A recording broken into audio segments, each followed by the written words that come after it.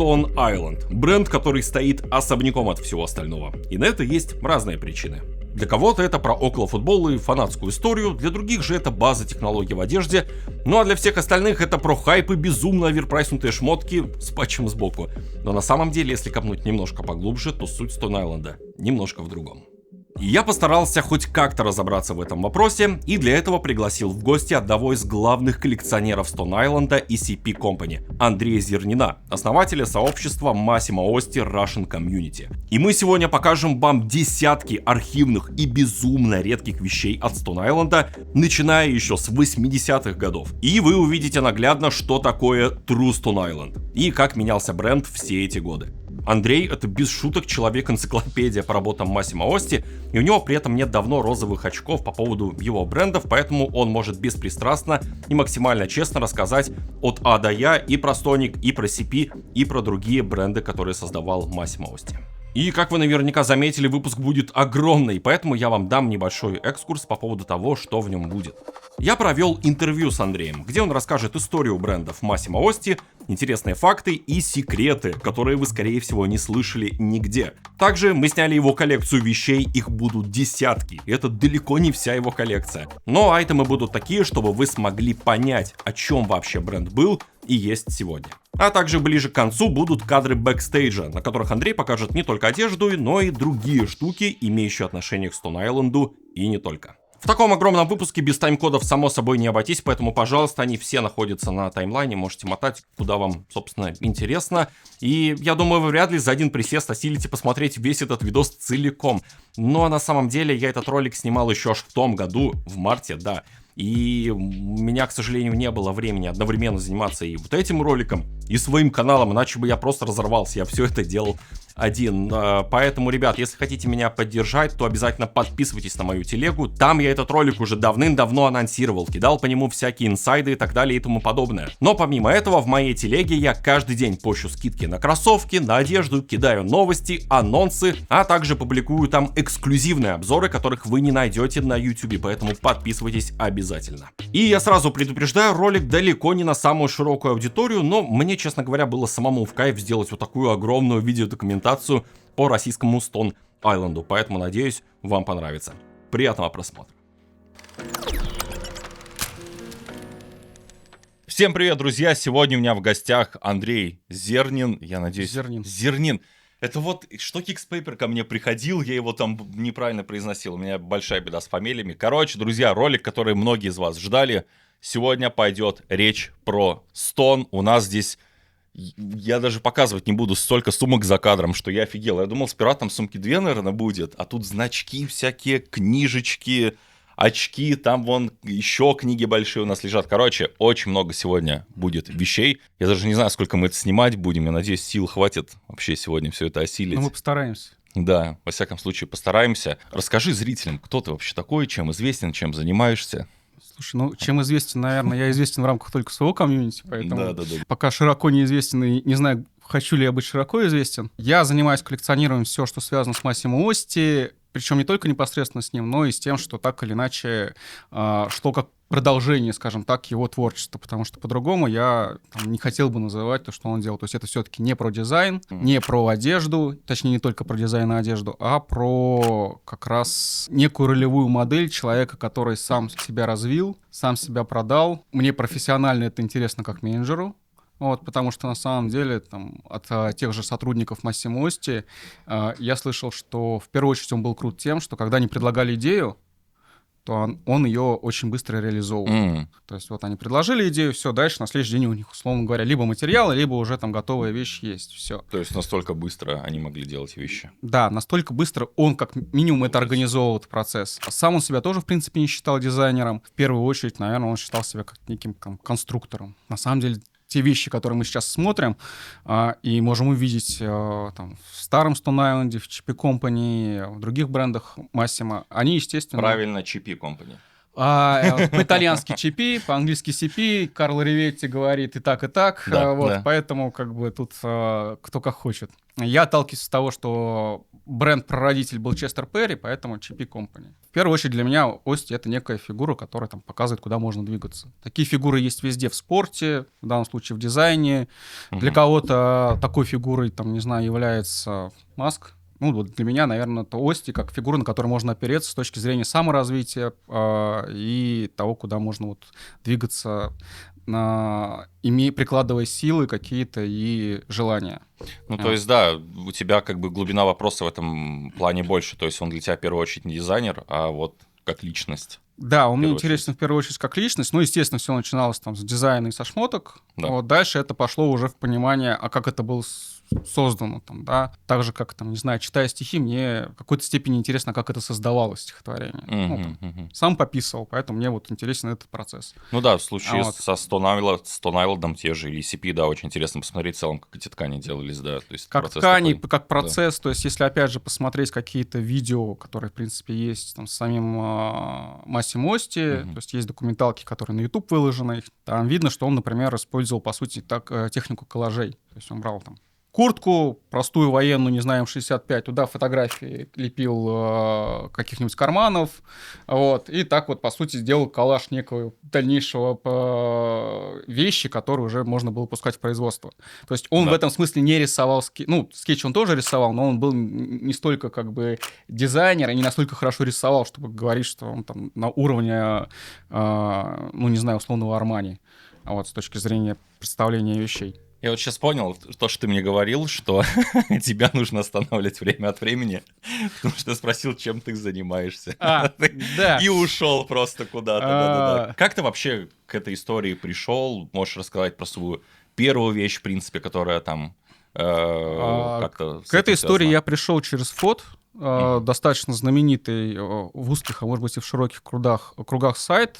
Сначала это был форум, который основал Олег Максимов, представитель движения «Спартака», где, собственно, на этом форуме собирались все люди, так или иначе, относящиеся к околофутболу, ближе, дальше. Там, то есть ты через футбольную историю все-таки Я через футбольную пошел, да, я как-то там гуглил, начал погружаться уже тоже в фанатье, нагуглил как-то, собственно, сайт FOT.ru, и я, собственно, зарегистрировался, и через это начал уже погружаться в принципе, в субкультуру сначала трендсеттеров на трибунах. Это, в первую очередь, было, ну, casuals движение, да, которое пришло к нам из Англии, где народ там одевался в разные вещи. Там Лакост, Бергхаус, другие какие-то вещи. Ну, вот, в первую очередь, была движуха Casuals 80-х. Вот я сначала начал какие-то вещи покупать отсюда.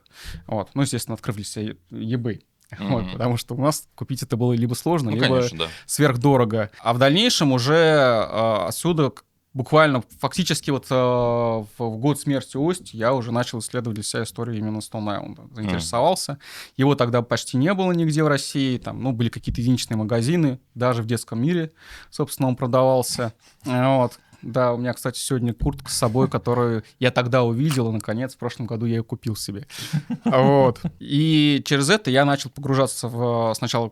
Мне просто хотелось интересно одеваться и как бы с точки зрения футбольной культуры. Потом эти курточки с очками тоже, вау, как интересно. Да, да. И уже, наверное, в какой-то момент, там, года через 2-3 потихонечку, когда вещи начали появляться, я осознал, что мне некоторые вещи просто жалко носить. В силу того, что я понимаю, что они могут там очень быстро испортиться и умереть. То есть так, вот. Да. А вещей уже становилось какое-то большое количество, я начал понимать, что я уже коллекционирую потихонечку. И потихонечку я начал в эту историю как-то вливаться, уже сознательно выбирать вещи для коллекционирования, то, что мне было интересно. Наверное, первая вещь, купленная именно так прям совсем вот с точки зрения коллекционирования, с пониманием, что я ее носить, скорее всего, не буду. Это был Бонневиль, купленный на Арбате в магазине «Третий Рим». Стоил он, не помню, сколько он стоил, но он стоил прям очень хорошие деньги. И когда я его купил, и через какое-то время открыл себе eBay и понял, что там он стоит раз в 5 дешевле, я такой, опа! Вот, да. Ну, и с тех пор я начал покупать на eBay, конечно. Постепенно коллекция росла, и вот я уже в какой-то момент понял, что заниматься только вещами, покупкой вещей, которые все равно висят в шкафу, никому не показываются, и даже сам ты на них смотришь, мягко говоря, редко, ну, как-то непонятно зачем. Я решил все-таки создавать какой-то контент, Вот, и сначала я начал делать это в Инстаграме. Вот, в Инстаграме это было делать, во-первых, скучно, во-вторых, вскоре появился VPN. Я решил, что надо больше как раз в контент, больше в покупку каких-то книг, журналов и написание статей самому, чтобы как раз переосмысливать все эти вещи. Вот, потом я понял, что все-таки я эту историю хочу расширять как комьюнити, посомневавшись некоторое время, насколько я имею право брать на себя бремя, как бы этого. Ну, да, как и бы, там, да. вот, я, тем не менее, сделал этот шаг, я переименовался и как бы говорю, ребят, мы комьюнити. Давайте, будем его строить вместе в этом смысле. Можешь, кстати, сейчас рассказать, что из себя, в принципе, вот это комьюнити представляет, как оно выглядит, как оно работает, как вы там взаимодействуете друг с другом, может, мероприятия какие-то? Слушай, пока оно на самом деле по-прежнему еще в стадии рождения, по сути. То есть есть некоторые там постоянные члены, кто там постоянно в чатике участвует, уже давно, долго, 2,5 года, собственно. Ну да, относительно, да. Вот, мы там знаем друг друга по именам, еще что-то, виделись вместе. Вот, с точки зрения мероприятий было несколько фотосессий, где люди собирались. Был поход в кино, где тоже люди собрались там. Но пока превратить это в какие-то регулярные встречи, не получается, откровенно говоря. Потому что собрать взрослых людей, которые постоянно заняты, это как бы дилемма. Да, те, кто Stone Island может себе позволить, у них времени свободного, я думаю, не особо много есть, да. Плюс мне в Москву выехать как бы достаточно сложновато. Да. И хочется, на самом деле, все равно сделать какие-то познавательные ролики про то, чем увлекаюсь, потому что то, что сейчас выходит на Ютубе, вызывает у меня, конечно, жжение. Так, ну что, друзья, переходим к самому интересному, это к вещам. И Андрей решил пойти по годам. Начнем прям со самого Stone Island старого, винтажного, трушного для многих. Вот. Да, собственно, одет Макс в плащ Stone Island 82 года из ткани Stella, про которую я уже кратко рассказывал. Как видите, она здесь везде двухстороннего окрашивания. Вот. Тут вот воротник. С бирочкой все. В какой-то момент просто этих плащей всплыло достаточное количество. И вот один из них я себе урвал. Собственно, можно увидеть патч. Тут он еще на более-менее привычном месте. Зеленая окантовка. Это патч 82 года. Собственно, с другой стороны тоже видно, как он выполнен. Тоже отличается выполнение от того, что сейчас, собственно, есть. И даже в другие года. Понятное дело, что каталогов тех лет у нас уже не осталось. И были ли они вообще, неизвестно. Но в сети это пальто часто фигурирует как hunting jacket. То есть охотничья куртка. Есть воротник, который, собственно, на пуговку тут... С ветрозащитой такой. С ветрозащитой застегивается. Но это еще не все. У Макса есть спина. На спине, видите, тоже пристегивается, собственно, защита. То есть ее можно отстегнуть в целом, я правильно понял? Как бы нет. Вот, она собственно, вот так вот тут пришита. Но можно тут эти пуговицы отстегнуть и непонятно зачем. То есть функционала у этого нет, но красиво. Дальше хочу показать вам, собственно, 3 пары штанов 82-го, 83-го и 84-го года. Эти у нас штаны как раз сделаны из ткани Stella. Собственно же, металлические пуговицы, двухстороннее окрашивание.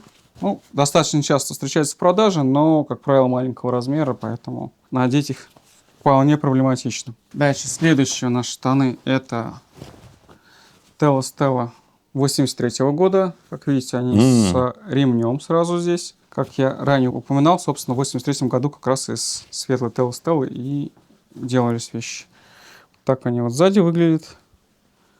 Так вот спереди. Такие штанишки просто. Да, собственно, тоже двухстороннее получается окрашивание. Есть розоватые, есть голубоватые, вот есть бело-желтые, есть бело-серые как раз цвета, но все они такие светлые. Тоже в достаточно хорошем состоянии. К ним еще шла курточка хорошая, но у меня их, к сожалению, нет. Третье, это как раз штаны линейки Марина, которая в 1984 году впервые была произведена. Даже с патчем. Да, тут вот сзади штаны расстегиваются вот так вот. Не знаю, какой функционал себя несет. Может быть, подтяжки какие-нибудь делать, не знаю. И даже можно при желании носить в достаточно хорошем состоянии. Да, состояние для таких лет просто отлично вообще. Перед нами два свитшота 84 года, линейки Марина. Вот на этом вы можете даже на рукавах видеть Stone Island Marina. Мгм.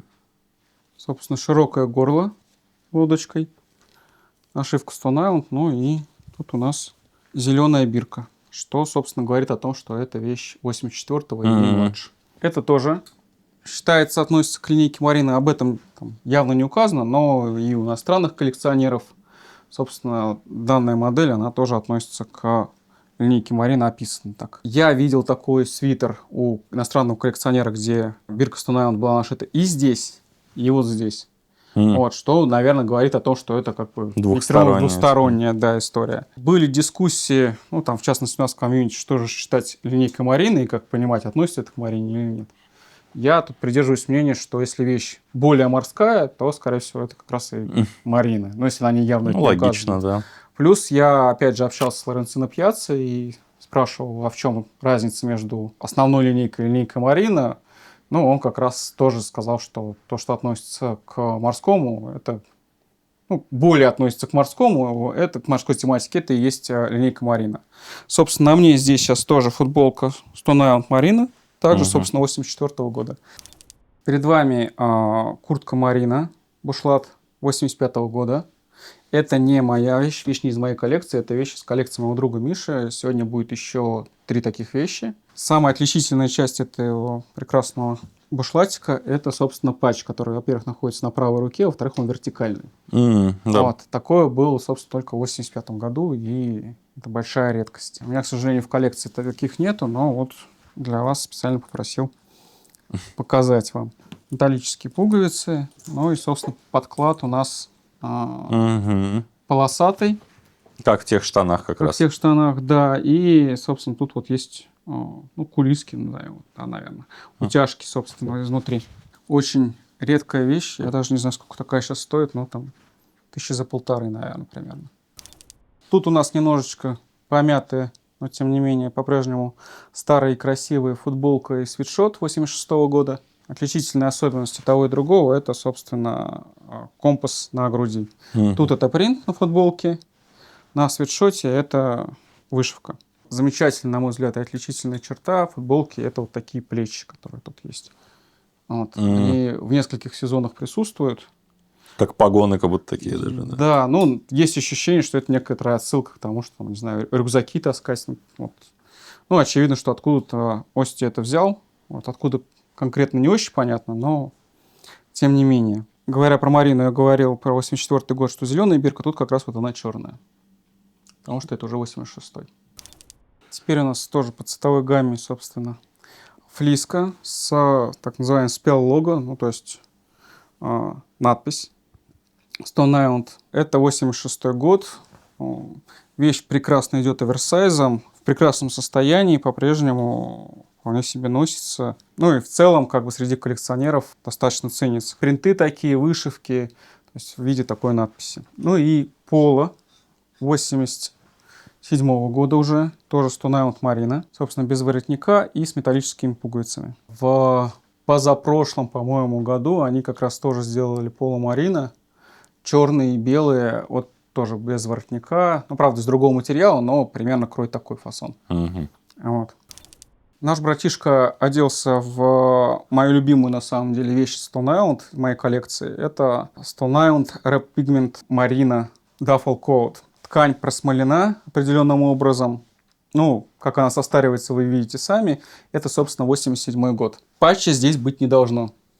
То, что он здесь есть, это просто хорошее напоминание мне о том, что это пальто я купил именно в таком состоянии, с патчем здесь. С винтажным патчем здесь, который сейчас стоит порядка 5-10 тысяч рублей.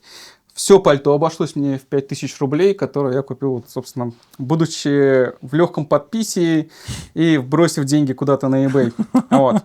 Ну, сейчас это пальто, наверное, стоит порядка 60-70 тысяч. В какой-то момент я, собственно, как-то только получил это пальто, очень сильно расстроился и подумал, что надо, пожалуй, вот эти все завязочки поменять где-нибудь в ателье, обновить, а то я ж так носить не смогу. Вот, к счастью, в ателье мне отказали и тем самым спасли эту прекрасную винтажную вещь. Как на классическом дафл-коуте, здесь есть кнопки для утяжки капюшона сзади, за спиной. если это потребуется. Ну, то есть опускаем и сзади застегиваем, чтобы не поддувало. Вот. Грамотно, кстати. Одна из моих любимых деталей – это якорь подобного рода. Я долго пытался все-таки найти первоисточник этого якоря. И то, что я, по крайней мере, откопал, это все-таки якорь, относящийся к ВМФ Франции. Хотя, в принципе, конечно, подобного рода логотип есть и на военно-морской одежде и британских войск и так далее. Очень похоже на что-то между таким Stonewash, Garmin, да, и он Да, так составился прям, да. Прикольно. Он издалека даже как кожаный как будто выглядит.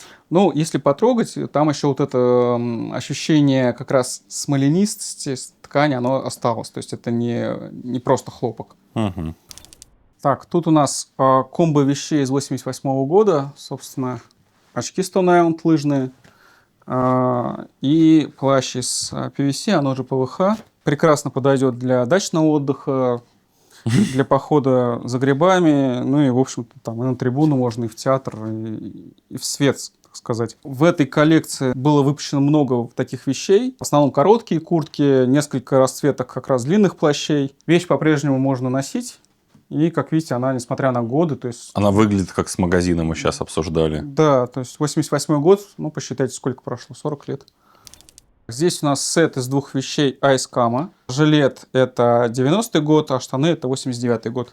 Как видите, камуфляж немножечко различается у них. Жилет четырехкарманка, патч, вещь в прекрасном состоянии. Собственно, вот также штаны. В принципе, для фотосессии я их одевал не раз. Штаны, жилет тоже с патчем. Сам материал термохром как раз нашел на Лоренцино Пьяцца в Японии, и в дальнейшем уже ткань с термохромом, она выпускалась на фабрике Ицарте. Вот. Ну-ка. Поработает, смотри. Да, то есть вот коричневые пятна, они сливаются почти полностью. А насколько высокая температура, не в курсе, нужна, чтобы он... Слушай, не знаю, по-моему, там что-то 30 градусов, насколько я помню. То есть, видите, уже начало обратно проступать коричневые пятна, то есть все, в принципе, остывает. Отойдет. Да, и вернется на свои места. Часто бывает у старого айса как раз, что уже айс перестает работать и становится просто одного цвета. Скоро мы увидим такую куртку. Тоже я вам покажу, продемонстрирую. Куртка 89-го года из Stella. Вы видели меня в ней, собственно. Она двухсторонняя. С одной стороны красная, с другой стороны серая. Патч на серой стороне на левой руке, на красной стороне на правой руке тоже уже видели. Одна из любимейших тканей, по крайней мере, моя лично, обожаю. Тоже патч зеленой окантовкой, но он уже отличается от патча, который был на куртках 82 года. Там, по-моему, они просто существовали 82-го, что-то вроде года 2-3. Обратите внимание на петли, собственно, пуговица, петля. И так тут с этой стороны тоже. Да, пуговица, петля. Такой хороший, в общем-то, удобный бомбер. И забегая вперед, скажу, что в конце ролика мы также немножко поговорим и про обувь от Stone Island, но которая, к сожалению, сегодня достаточно, дороговатая. Но если вы хотели себе купить кроссовки по достаточно доступным ценам и при этом не ждать их откуда-то там из Китая либо другой точки мира, а получать буквально через 2-3 дня после заказа, то вы можете купить кроссовки на сайте, который так и называется «Купить кроссовки».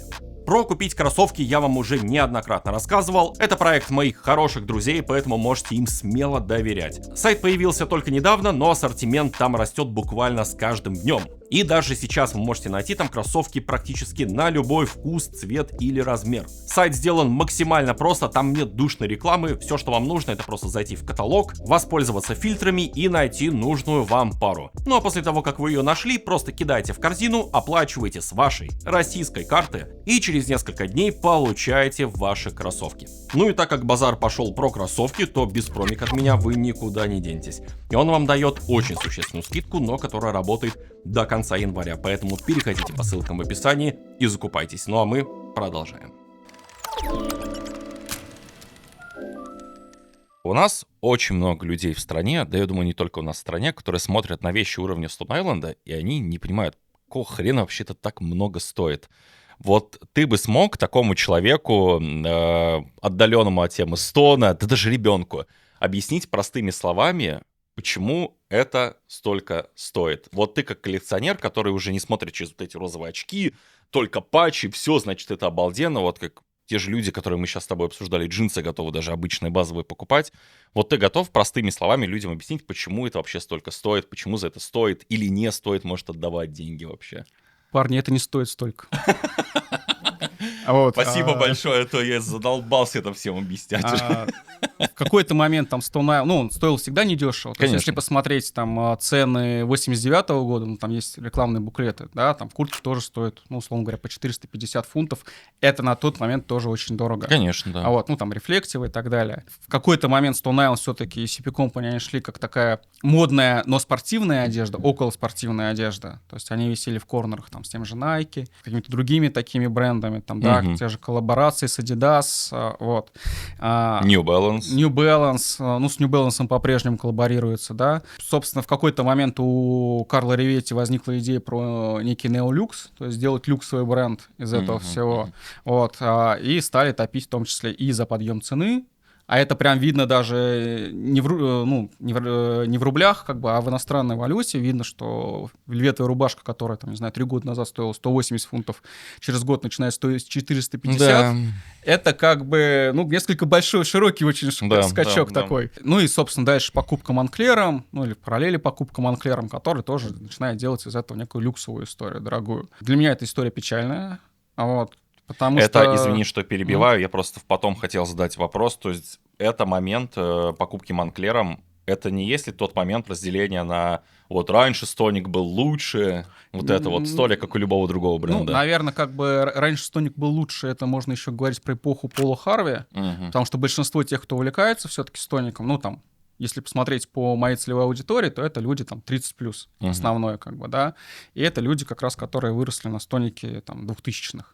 Вот, то есть Массимо Ости они особо не видели, ну, в силу определенных причин, да, там, его не было в России, только то, что ты сейчас в винтаже покупаешь. Основное — это Пол Харви, который, по сути, влюбил в себя эту аудиторию.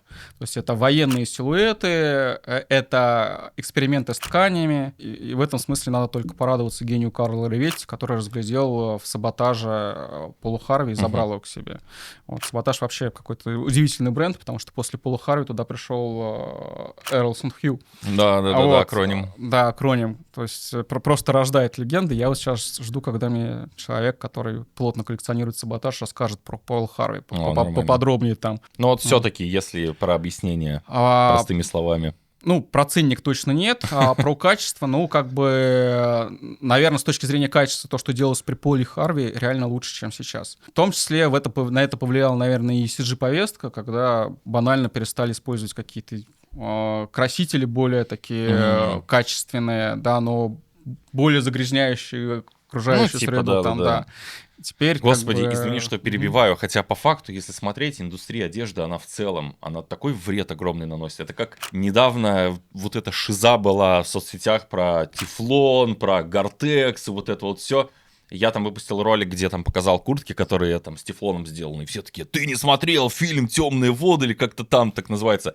Ребята, посмотрите, пожалуйста, в интернете, да где угодно, статистику касательно того, сколько вреда в целом даже производство джинсов одних только наносит в окружающей среде, если вас вдруг этот вопрос заботит. То есть там доля тефлона и гортекса, она вот такая, а одежды все, я не знаю, здесь здания всего не хватит, чтобы показать объемы эти. Поэтому, ну, вот эти повесточные истории. Ну, мне кажется, это немножко религия, там очередная форма религии, как бы религиозного увлечения, что давайте мы сейчас будем отменять это, дальше еще что-нибудь найдем и так далее. Ну, в общем, качество стало хуже. Считается, что качество стало хуже, ну и в целом история про качество Stone Island, она скорее маркетинговая. То есть реально мы сегодня увидим вещи, которые 82-го года как новые, ну, как новые они, потому что их никто не носил. Stone Island, он, наверное... Ну, я бы не сказал, что он в топе каких-то очень качественных вещей. Хлопок также разваливается, строчки также распарываются, в общем, все стандартно. В принципе, как у любого другого бренда, господи, там ничего такого. То, как делает Reflective Stone Island, это, в принципе, очень странно до сих пор, потому что, мне кажется, Реф сейчас не делает только ленивый, и даже на самых дешманских брендах там по ощущению держится все гораздо лучше. Да, да. Термохром тоже, в общем-то, делают сейчас, по крайней мере, гораздо лучше, чем Стоник. А если брать такие вещи, которые сейчас вот вышли в последние годы, и Ice, розовая куртка такая, розовая и желтая, большие, вот, позапрошлом сезоне, абсолютно деревянные, которые в шкаф можно ставить, их носить нельзя. Либо есть у Стоника проект Prototype Research, они вот в прошлом году выпустили как раз куртку, меняющую цвет, тоже термохромную, ну там типа разными цветами радуги. Но при этом сразу там помечено не стирать, не гладить, не носить, что там белые точки, это нормально. Вот, это просто такая как бы, просто примите это. При этом она стоит, сколько там, 1500, по-моему. Ну, окей. Не в рублях, ребят, если не в рублях, не да. в рублях. Поэтому Стоник — это вид искусства, как бы, и на самом деле в нашем комьюнити давно существует, так, проходит красной линией история, что Stone — это арт. Вот, поэтому я стараюсь, вот лично я к этому так стараюсь и относиться. Stone — это арт, который можно иногда надеть, но лучше пусть в шкафу висит. А ты можешь, кстати, объяснить и со своей точки зрения, и с точки зрения комьюнити, то есть что у вас больше все-таки ценится? Историческая какая-то составляющая, либо в первую очередь технологии Стона? Знаешь, еще вот что мне нравится в нашем комьюнити, то, что там есть люди абсолютно разные, у которых большие коллекции, как у меня, те, которые собирают какую-то отдельную часть. Есть там парень, который собирает, например, исключительно коллаборацию Stone Island Supreme. Есть кто собирает Shadow линейку. Я, в принципе, много там разное собираю. Есть кто-то, кто совсем старье собирает, только исключительно. Есть парень, который собирает сверхдорогие вещи 80-х годов, нулевые. Офигеть. То есть не ношенные, бэушные, все, он не берет. Стоит это очень дорого, но вот у него такая как бы история. А есть люди, у которых в принципе нету Стоника. То есть, в принципе, они его не носят, не покупают. Есть те, кто продал коллекции. Но люди объединяются скорее как раз на некотором вот общем вайбе. Я вот за то, чтобы этот вайб как раз на базе Стоника, ну, на базе Massimo Osti скорее, да, он рождал какие-то новые вещи, новые коллаборации с точки зрения движения и, опять же, саморазвития. Ну, то есть, какая-то историческая часть, она все-таки превалирует больше. Для меня это историческое. Я, в принципе, люблю историю. Как пацан из Болонии, послевоенный, который родился там в разбомбленном городе, да, вырос, стал классным маркетологом, создал бренд, вот, который рос и продолжает как бы расти, набирать силу, вес и развиваться даже без него. Да. А еще скольким людям и скольким дизайнерам он дал, собственно, толчок для этого. Конечно, там, да. начиная от Acronym, Vexed Generation, Arc'teryx. Ну, в общем, этих брендов можно перечислять, Техвер. Короче, это По сути, весь Техвер — это то, что как бы папа был Massimo Osti. Да. Может быть, конечно, он всех как бы очень сильно обманул с точки зрения того, что вот Стоник — это про качество, что это я вот такой гениальный дизайнер. Да. Ну, как классно он обманул, так что дал такой толчок Так индустрии. обманул, что аж понравилось тема. Да, что такой толчок индустрии дал, что она вот до сих пор прет просто на этом всем. И как Техвер не хоронит как бы каждый год, что все, Техвер не будет. Что-то кто-то выстреливает. Сейчас Неман умер, сейчас что-нибудь другое возникнет. Но это же в любом случае нишевая тема, то есть это не супер популярная какая-то одежда. Слушай, она, с одной стороны, нишевая, а с другой стороны, по сути, ну, не только он, конечно, там, тот же Армани, опять же, там, упомянуемый ранее, там, они ввели военку на подиум. Да. И она есть везде. М65 делают все бренды. Да. Карго делают все бренды. Поэтому и Техвер, в принципе, там, Гортекс сейчас лепит, ну, не лепит только ленивый, по сути, там, да. Вот, даже где-то в принципе не надо, зачем мы туда это добавили. Гарман Дай тот же самый, Гарман в каждом везде, магазине там, сейчас, да. Да, кто не делает, это уже тот, кто отстает просто. Да. Поэтому, да, это, наверное, не чистый Техвер, и, наверное, как бы вопросы, а нафига мне в городе там куртка, которая защищает от радиации, условно. Да. Вот. При том, что она все равно не защитит тебя от радиации. Вот. Но с точки зрения как раз движения мыслей, куда ее можно развить, ну, мне кажется, сложно недооценить, как бы переоценить сложно, точнее, Massimo Osti в этом смысле. Перед нами еще один представитель Ice. Вот, к сожалению, на этой куртке Ice уже не работает, поэтому она просто хаки ткани рипстоп. Патч тоже зеленой окантовкой, как показывал уже ранее. Вот, застежки, костяшки, дафл, ну и, собственно, и капюшон, как у дафла. Здесь у нас, соответственно, подклад, который пристегивается на так называемую систему крепления Dutch Rope. Перед нами очередной представитель айсов, это Carpenter 90-го года. Айс работает, это куртка тоже моего друга Миши, в замечательном сохранном состоянии, ну, музейном, можно сказать. Зеленый патч с окантовкой, воротник, который можно застегнуть и закрыть горло. Судя по пуговкам, тут еще должен был быть пристегиваться капюшон, да, но, видимо, он со временем уже потерялся. Ношенный аккуратно очень. Ну да. Собственно, тут у нас как раз бирка, где написано, что это Ice Jacket. У нас еще одна вещь из коллекции Миши. Собственно, это Stone Island Ice 92 года с балаклавой в капюшоне, с такими пуговицами вот, с резиночками. Позже покажу куртку уже современную, где также выполнены крепления кнопок. В этом году в коллекции зимы тоже вышел Ice, уже такой, ну, наверное, камуфляжный. Он, собственно, также с балаклавой и, в принципе, напоминает как раз эту данную модель. Вот он, капюшон с такой утяжечкой с фирменной Stone Island. И вот тут балаклава, которая также одевается. Она тут крепится на кнопках. Я сейчас не хочу ее расстегивать. Ну, в силу того, что материал уже достаточно старый. И вижу риски, что может что-то не дожить. Но, тем не менее, вещь прекрасно сохранилась. Айс, к сожалению, не работает, но вот тут можно видеть, вот где цвет потемнее, это как раз вот застыл, что называется, в темном цвете. То есть она из светло-красного в темно-красный должна при падении температуры превращаться. Тоже видим здесь на подкладе Айс. Бирку. Ice Jacket. Ice Jacket. Одна из очень раритетных и ценимых моделей. Перед нами классический дафл Stone Island. То есть это как раз та вещь, которую можно назвать True Stone Island. В нем можно сказать, что дафл в том числе есть в книге Stone Island архив. Правда, там полоски, как в книжке, представлены бежевого цвета, а данный с полосками синего цвета. В отличие от классического дафла Монтгомери, например, от Governor, он сделан из другой ткани. Из такого материала, из такой ткани делали одеяло. То есть это не та плотная шерсть, с которой делают дафлы Glover All.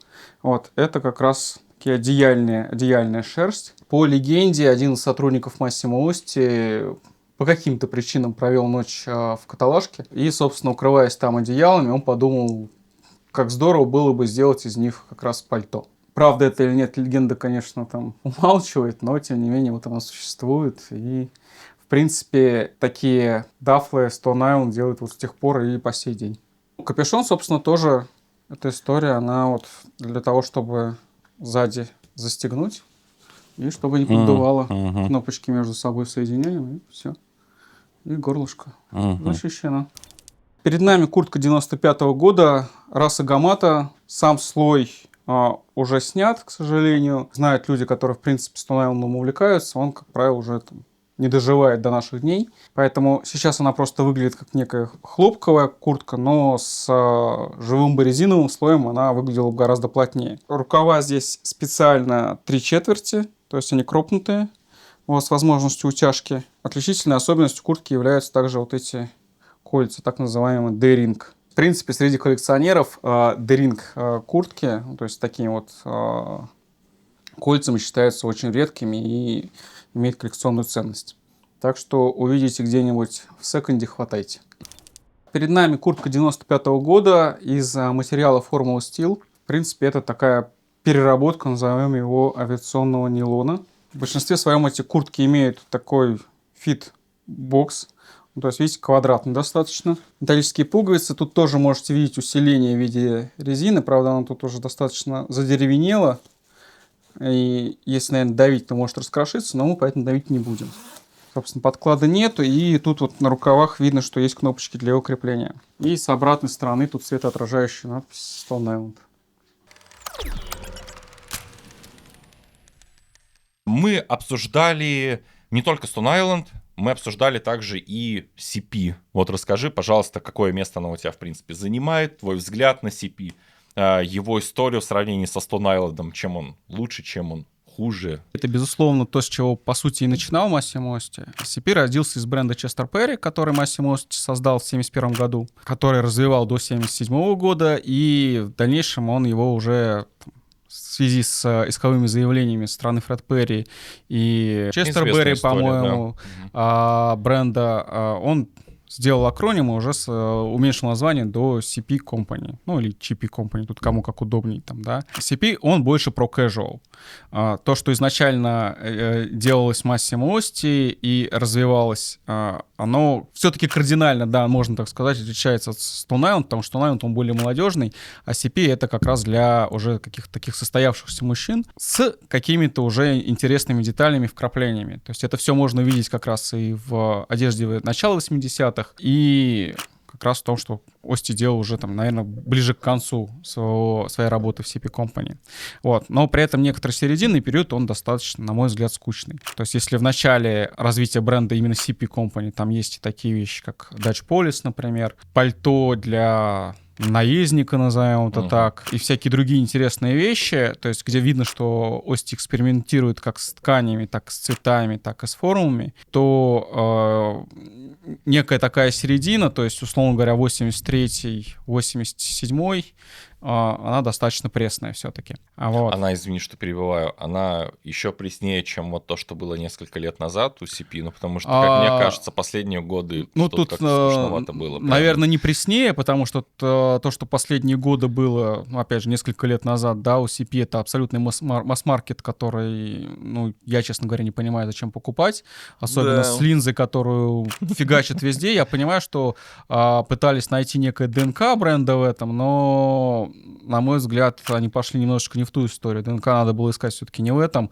и не в переиспользовании таких, ну, неоднозначных немножечко все-таки вещей. Не патч делает Stone Island на всякий случай, если кто не знал. Ну, как бы да. Вот. И не линзы делает CP Company. А вот здесь, кстати, многие люди так и думают, которые особо отношения не имеют.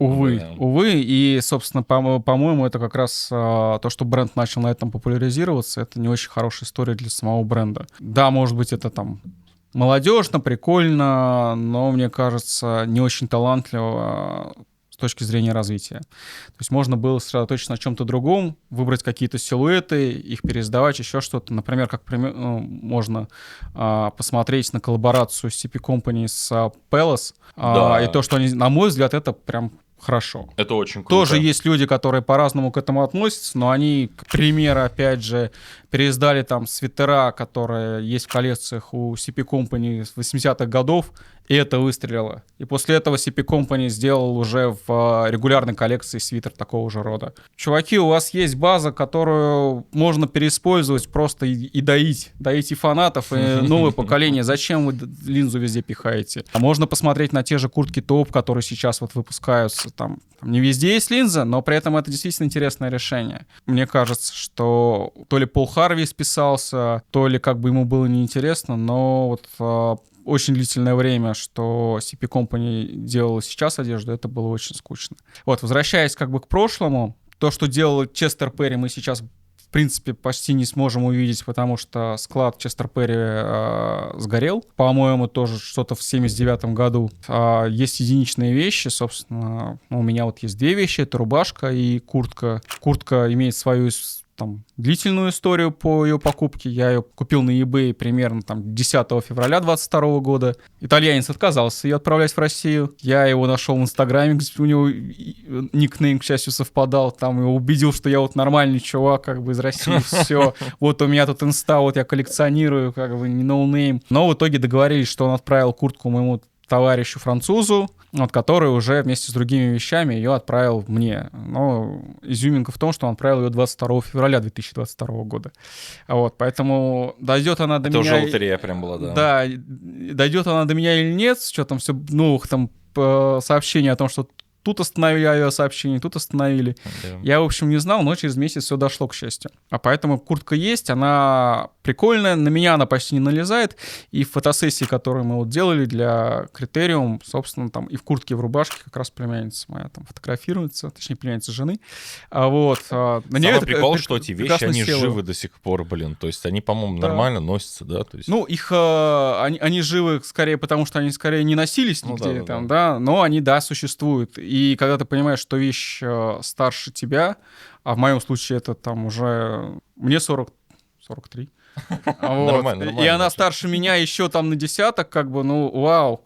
Да, Извините, это круто. Поэтому про Честер Перри сказать особо нечего. То есть это есть редкие какие-то фотографии, еще что-то. То есть даже я, собирая коллекцию, в том числе и фотографии одежды, у меня порядка, наверное, не более 10 различных айтемов, которые сфотографированы из Честер Перри.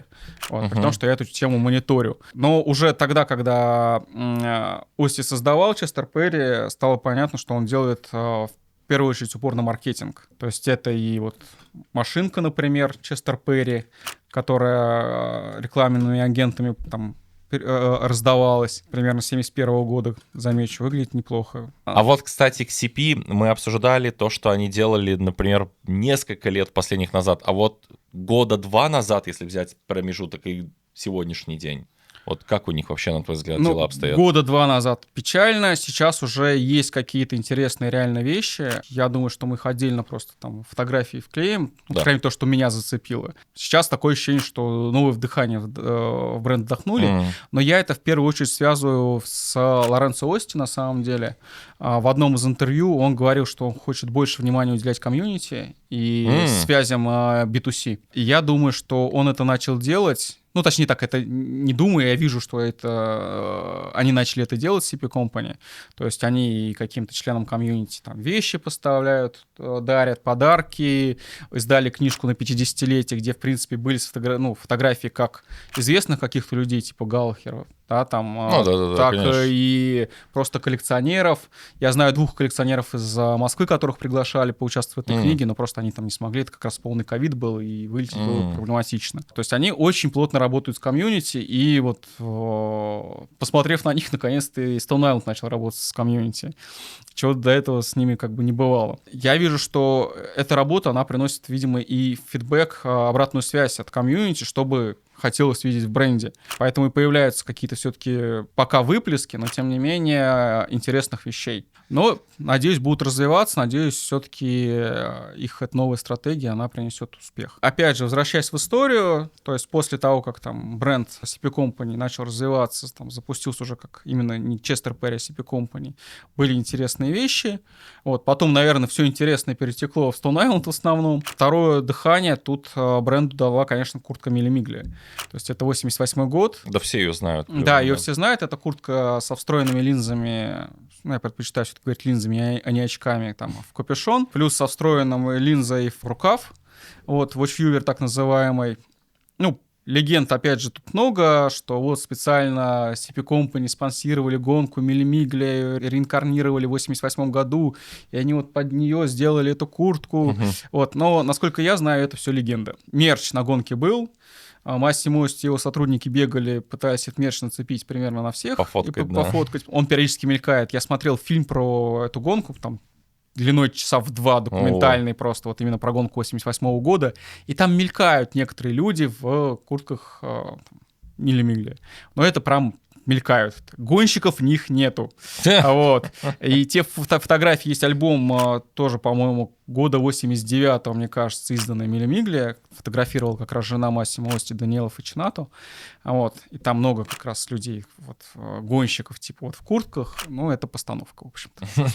Рекламная кампания. Да, рекламная кампания. Сказали просто, да. Вот. Но...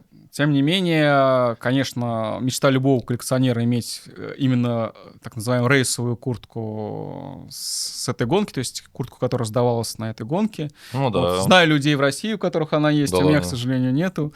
Вот. Но да, есть такие. Собственно, куртку, опять же, все видели. Долго, опять же, между коллекционерами там идут споры, что было раньше, Милли Мигли или Explorer. Это когда там по-другому капюшон застегивается, немножко по-другому линзы выглядят, тоже фотографию приложим. С учетом, что, в принципе, там, основываясь на книге Ideas from Massimo Osti, капюшон создавался на основе куртки японской униформы гражданской обороны, вот, то скорее склоняюсь к версии, что первый был Explorer. Но я разговаривал с Лоренцино Пьяцци, это друг и соратник Массимо Ости, который с ним работал, собственно, в Stone Island. Ну и который рассказывает, что это он придумал вставлять линзы, собственно, и в капюшон, и на рукав.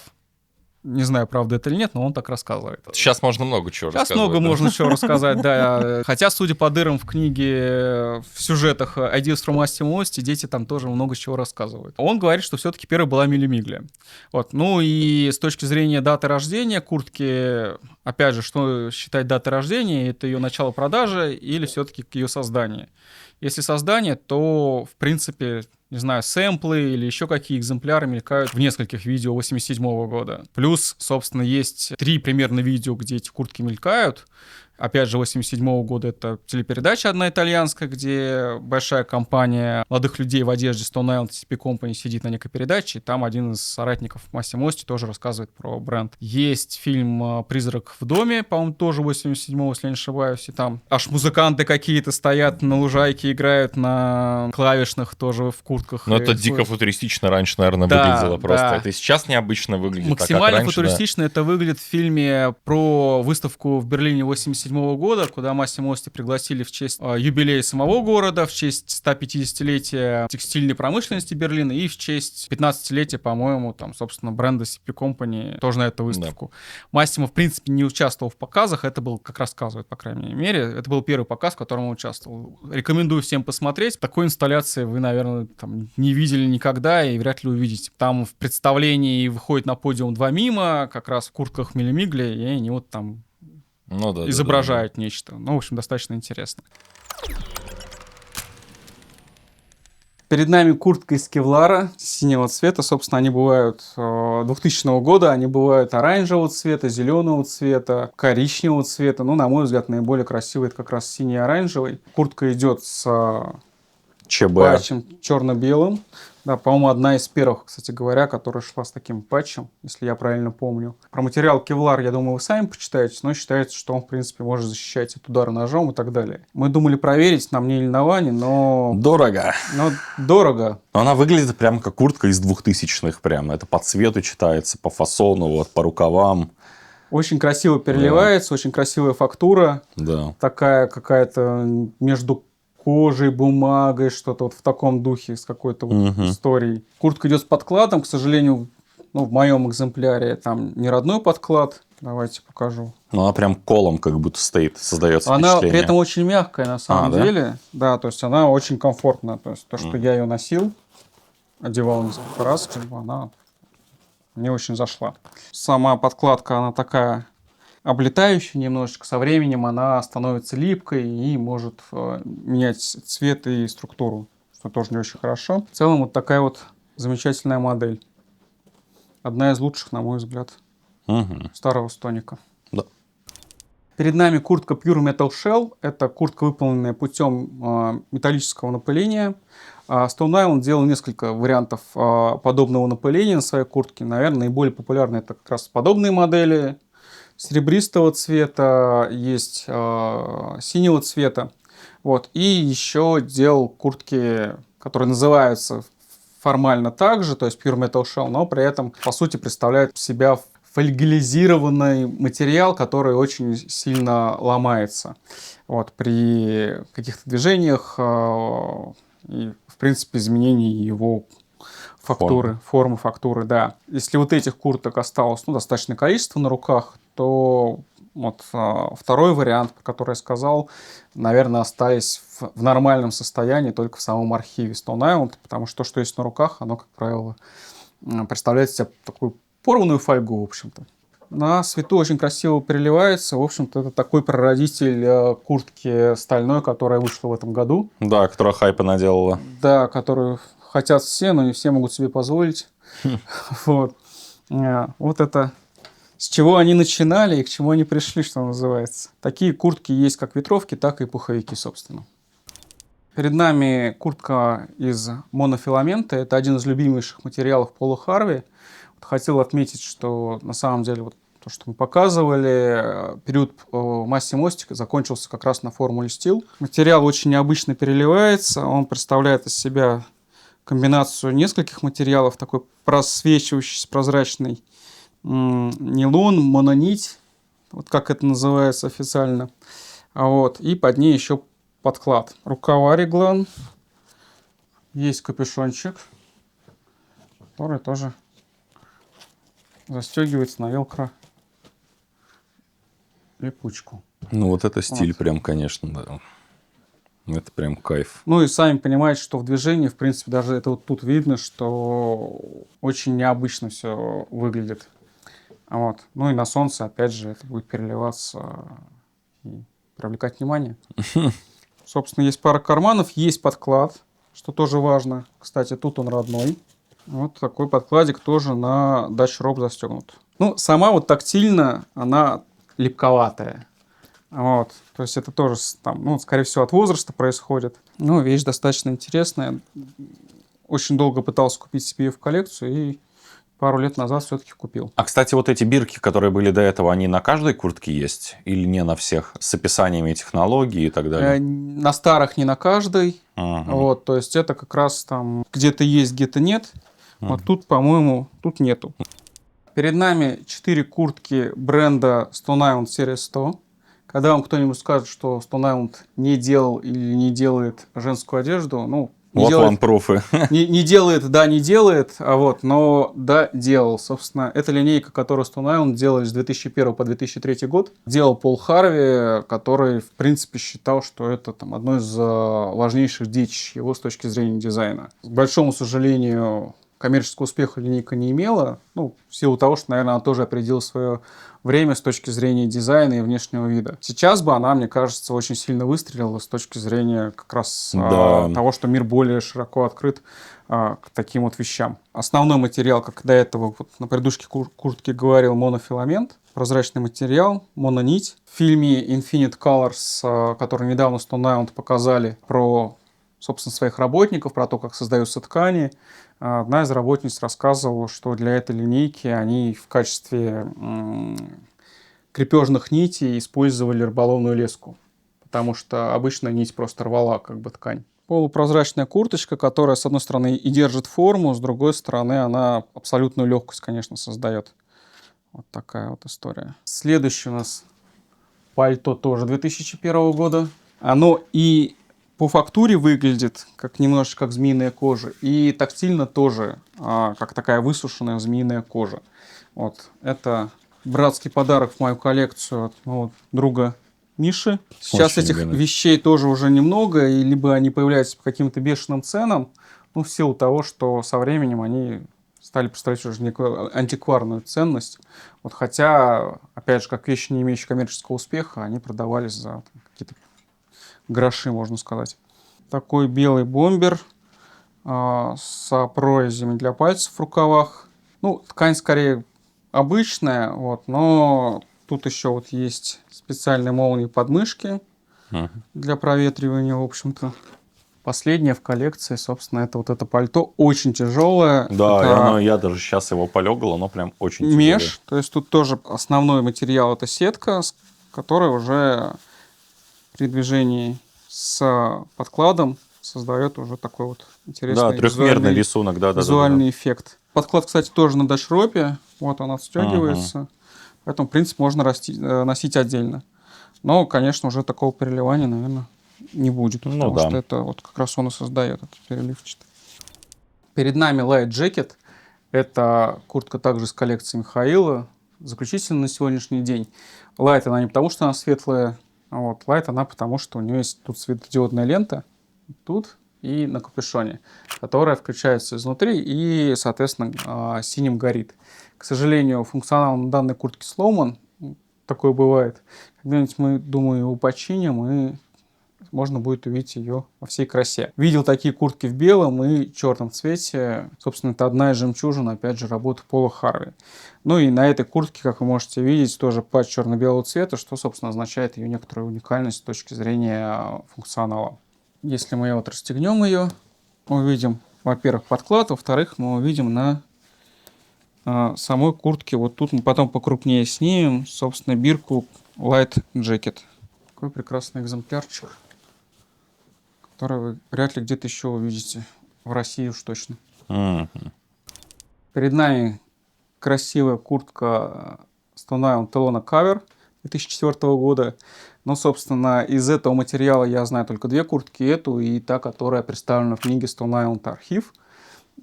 Тоже, наверное, сегодня на нее посмотрим, конкретно на эту страничку. Вот. А больше я эту куртку подобную не видел никогда. Вот. Мне один знакомый иностранный коллекционер писал, что у него у друга есть. Но вот, получается, два экземпляра примерно существуют, которые кто-то видел. Достаточно интересная тут застежка у нее. Тут велкро. Тут молния до половины груди. М. И дальше пуговица. Вот. Капюшончик, который вот так вот у нас застегивается. Тактильно напоминает, наверное, не знаю, что-то среднее между кожей и резиной. Вот, явно как-то прорезиненная ткань. Выглядит как РХБЗ костюм издалека. Да, примерно так это и есть. Ну, уже клей видно пожелтел местами, да. Да, ну, собственно, куртке 20 лет. Несмотря на то, что она особо не носилась, на ней видно действительно уже и подтеки клея. Тут вот местами. Вот. Но в целом держится еще молодцом. И думаю, может, и до музейчика доживет. Перед нами куртка 2006 года с деним-патчем. Это очень редкая история. Да, я первый раз такой вижу. Вот, собственно, только вот такая длинная куртка и еще короткая, назовем ее байкерская, выпускалась с таким патчем. Рефлективный карман, как видите, Ну, светоотражающий. не видим, но то, что он синий, это да. То, что он синий, это да. Куртка куплена в 2007 в Риме в магазине «Арена», где в тот момент, собственно, продавалось много стоника. Там был прекрасный продавец, дядька Алессандро, с которым мы задружились. К сожалению, когда я в следующий раз попал в Рим, там его уже не было. Я уж не знаю, то ли бизнес продал кому, то ли ушел уже из активной продажи, не знаю. Куртку классную подогнал из закромов, и скидки сделал, и вообще душевный человек был. Сейчас такие куртки, наверное, стоят в районе 1000-1200. Я ее брал, наверное, мне кажется, где-то евро за 300, наверное, за 250. Перед нами March Camo Raso Vatro джекет. Куртка 2007 года. Камуфляж выполнен в расцветке камуфляжа вермахта 43 года. Вот. Достаточно интересная. Собственно, у Пола Харви можно найти много различных камуфляжей, которые как раз сейчас уже считаются достаточно раритетными и с точки зрения коллекционеров очень редкими. У куртки есть подклад, тоже выполненный в камуфляжном цвете. Такая флисочка, которую флиска, можно да. носить тоже осенью. Тоже система крепления Dutch Rope. Да, вот я Вот. заметил сейчас, она у стоника прям повсеместно используется. Тут вот как раз есть инструкция, как ее застегивать. Вот. Достаточно примитивно, но если первый раз делаешь, в общем-то, может вызывать вопросы. Видите, вот живой, собственно, слой раса гамат. Ну, главная ее фишка — это именно рисунок камуфляжа, да, сам? Да. Собственно, насколько я помню, он до 50-х годов вполне себе использовался в войсках бывшей Германии. Тут у нас Reflective Mesh Jacket. Mesh, потому что тут тоже вот присутствует такая сетка, которую мы уже видели на нескольких куртках. Ну и, собственно, я думаю, потом можем сделать фотографии, чтобы показать рефлектив, то есть светоотражение. Сейчас, к сожалению, на Авито очень много подделок на эту куртку. Можно вот иметь в виду, что... Как отличить фейк от оригинала? Я фейк не покупал, но вот тут вот у нее есть, у этой куртки, собственно, номер экземпляра. Вот тут потом, может быть, покрупнее сделаем. Вот, у фейка везде 404 стоит. Вот, тут 523. Это куртка, которая куплена у коллекционера из нашего сообщества. Вот, спасибо ему огромное за этот подгон. Я очень долго хотел эту куртку. Это одна из первых курток, которую я, в принципе, увидел в Stone Island. Как сейчас помню, она продавалась в Центральном детском мире в Москве. Stone Island однажды продавался в детском мире, ребят. Да. Что там только не продавалось. Собственно, опять видим черно-белый уникальный патч. А, кстати, поясни, пожалуйста, за черно-белый патч. Он по какому принципу вообще ставился, если такой принцип вообще существовал? Есть некий принцип, что некоторые уникальные с точки зрения технологии вещи, они обладают как раз черно-белым патчем. Там рефлективы, например. Еще мы куртки видели различные, там необычные, да, та же лайт-куртка и так далее. То есть это нечто необычное с точки зрения тканей, материалов и так далее. Как видим, тут, например, вот нет никакой информации дополнительной о материалах. Есть внутренний карман. Вот, даже два. Еще есть Mesh Reflective пуховик. У меня он тоже есть, тоже того же 2007 года. Я не стал сегодня привозить, но в целом примерно та же история, просто пухан. Ну, единственное, что о пухане имеет смысл сказать, если будете себе его покупать, то берите, минимум на размер больше, потому что прям маломер. Маломерит даже. Да, то есть у меня он там размера L, и он прям в обтяг. Перед нами еще очередной рефлектив, это Antiquity Reflect 2008 года.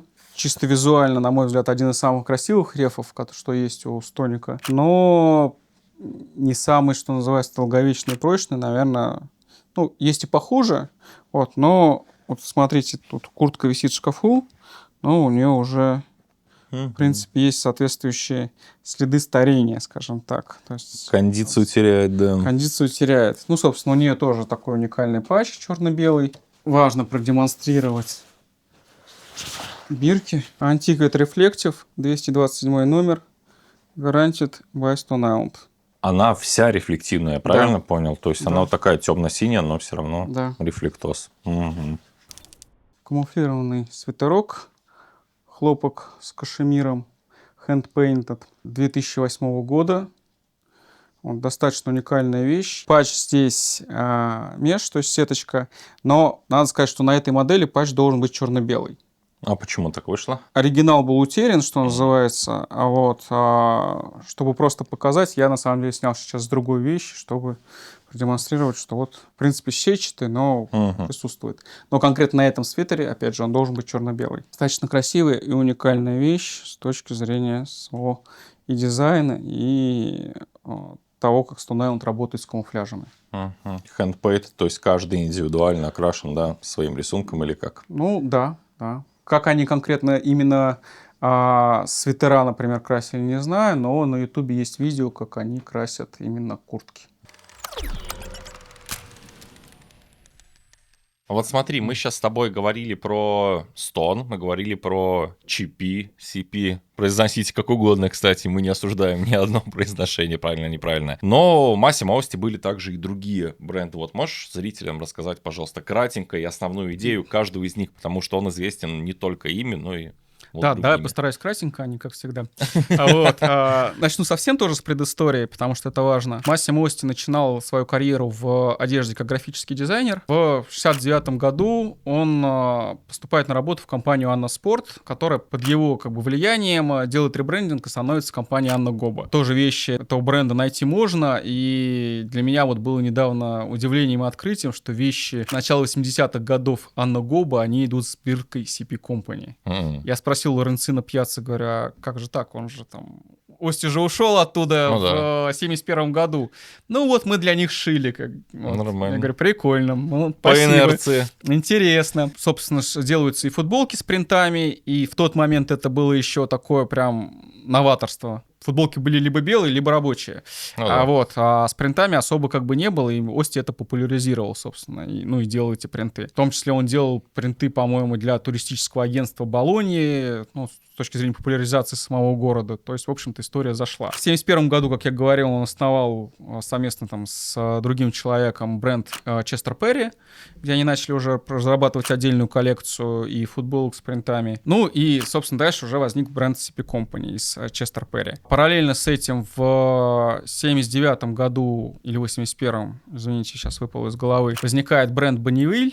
Это такая более молодежная, дешевая линейка относительно CP Company, в которой часто, на самом деле, очень переиспользуются силуэты CP Company, но считается, что более дешевые материалы. Она завоевывает быстро популярность и успех, начинает генерить прибыль, и, в общем-то, ее тоже начинают развивать. Она такое, на самом деле, несчастное третье дитя, потому что если посмотреть всю развитие этого бренда и его жизнь, там в основном действительно какие-то постоянно мелькали модели, которые явно создавались для Stone Island, либо для CP Company. Massimo просто генерировал прибыль через эту историю. Да, естественно.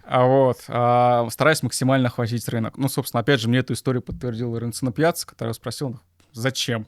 Почему везде повторяются везде одни и те же модели? Он говорит, Massimo не мог придумать 3 коллекции для 3 брендов, поэтому мы просто все переиспользовали. Я говорю, молодцы. Дальше Massimo Osti совместно с Андреа Каччи, это его поставщик тканей из компании Itsarte, они находят ткань Tella Stella, и там тоже Я знаю 4 примерно версии того, как эта ткань появилась у Массимо Ости, начиная от того, что он увидел зонтики брезентовые, точнее, увидел ткань и вспомнил брезентовые зонтики на пляже, которые он видел в детстве. Там Риветти рассказывает про грузовики, которые укрыты этим брезентом. Потом там рассказы про то, что то ли ткань забыли в машинке, то ли еще что, и она окрасилась вот двух сторон. Вот на мне как раз куртка 89-го года, Стелла, да, двухсторонняя. Поэтому сделали там первый дроп из... по легенде 7 вещей, и, опять же, по легенде, они очень быстро раскупились, и, собственно, решили, что надо делать отдельный бренд и его популяризировать. Кратко, наверное, тоже про название расскажу, что название состоит из 2 слов. «Камень и остров». Массимо Ости очень любил писателя Джозефа Конрада, который писал как раз рассказы про путешествия. И, собственно, жена Массимо Ости, Даниэла Фачината, она вот поискала, какие наиболее часто встречающиеся слова в книгах Конрада, и вот нашла там «Камень и остров».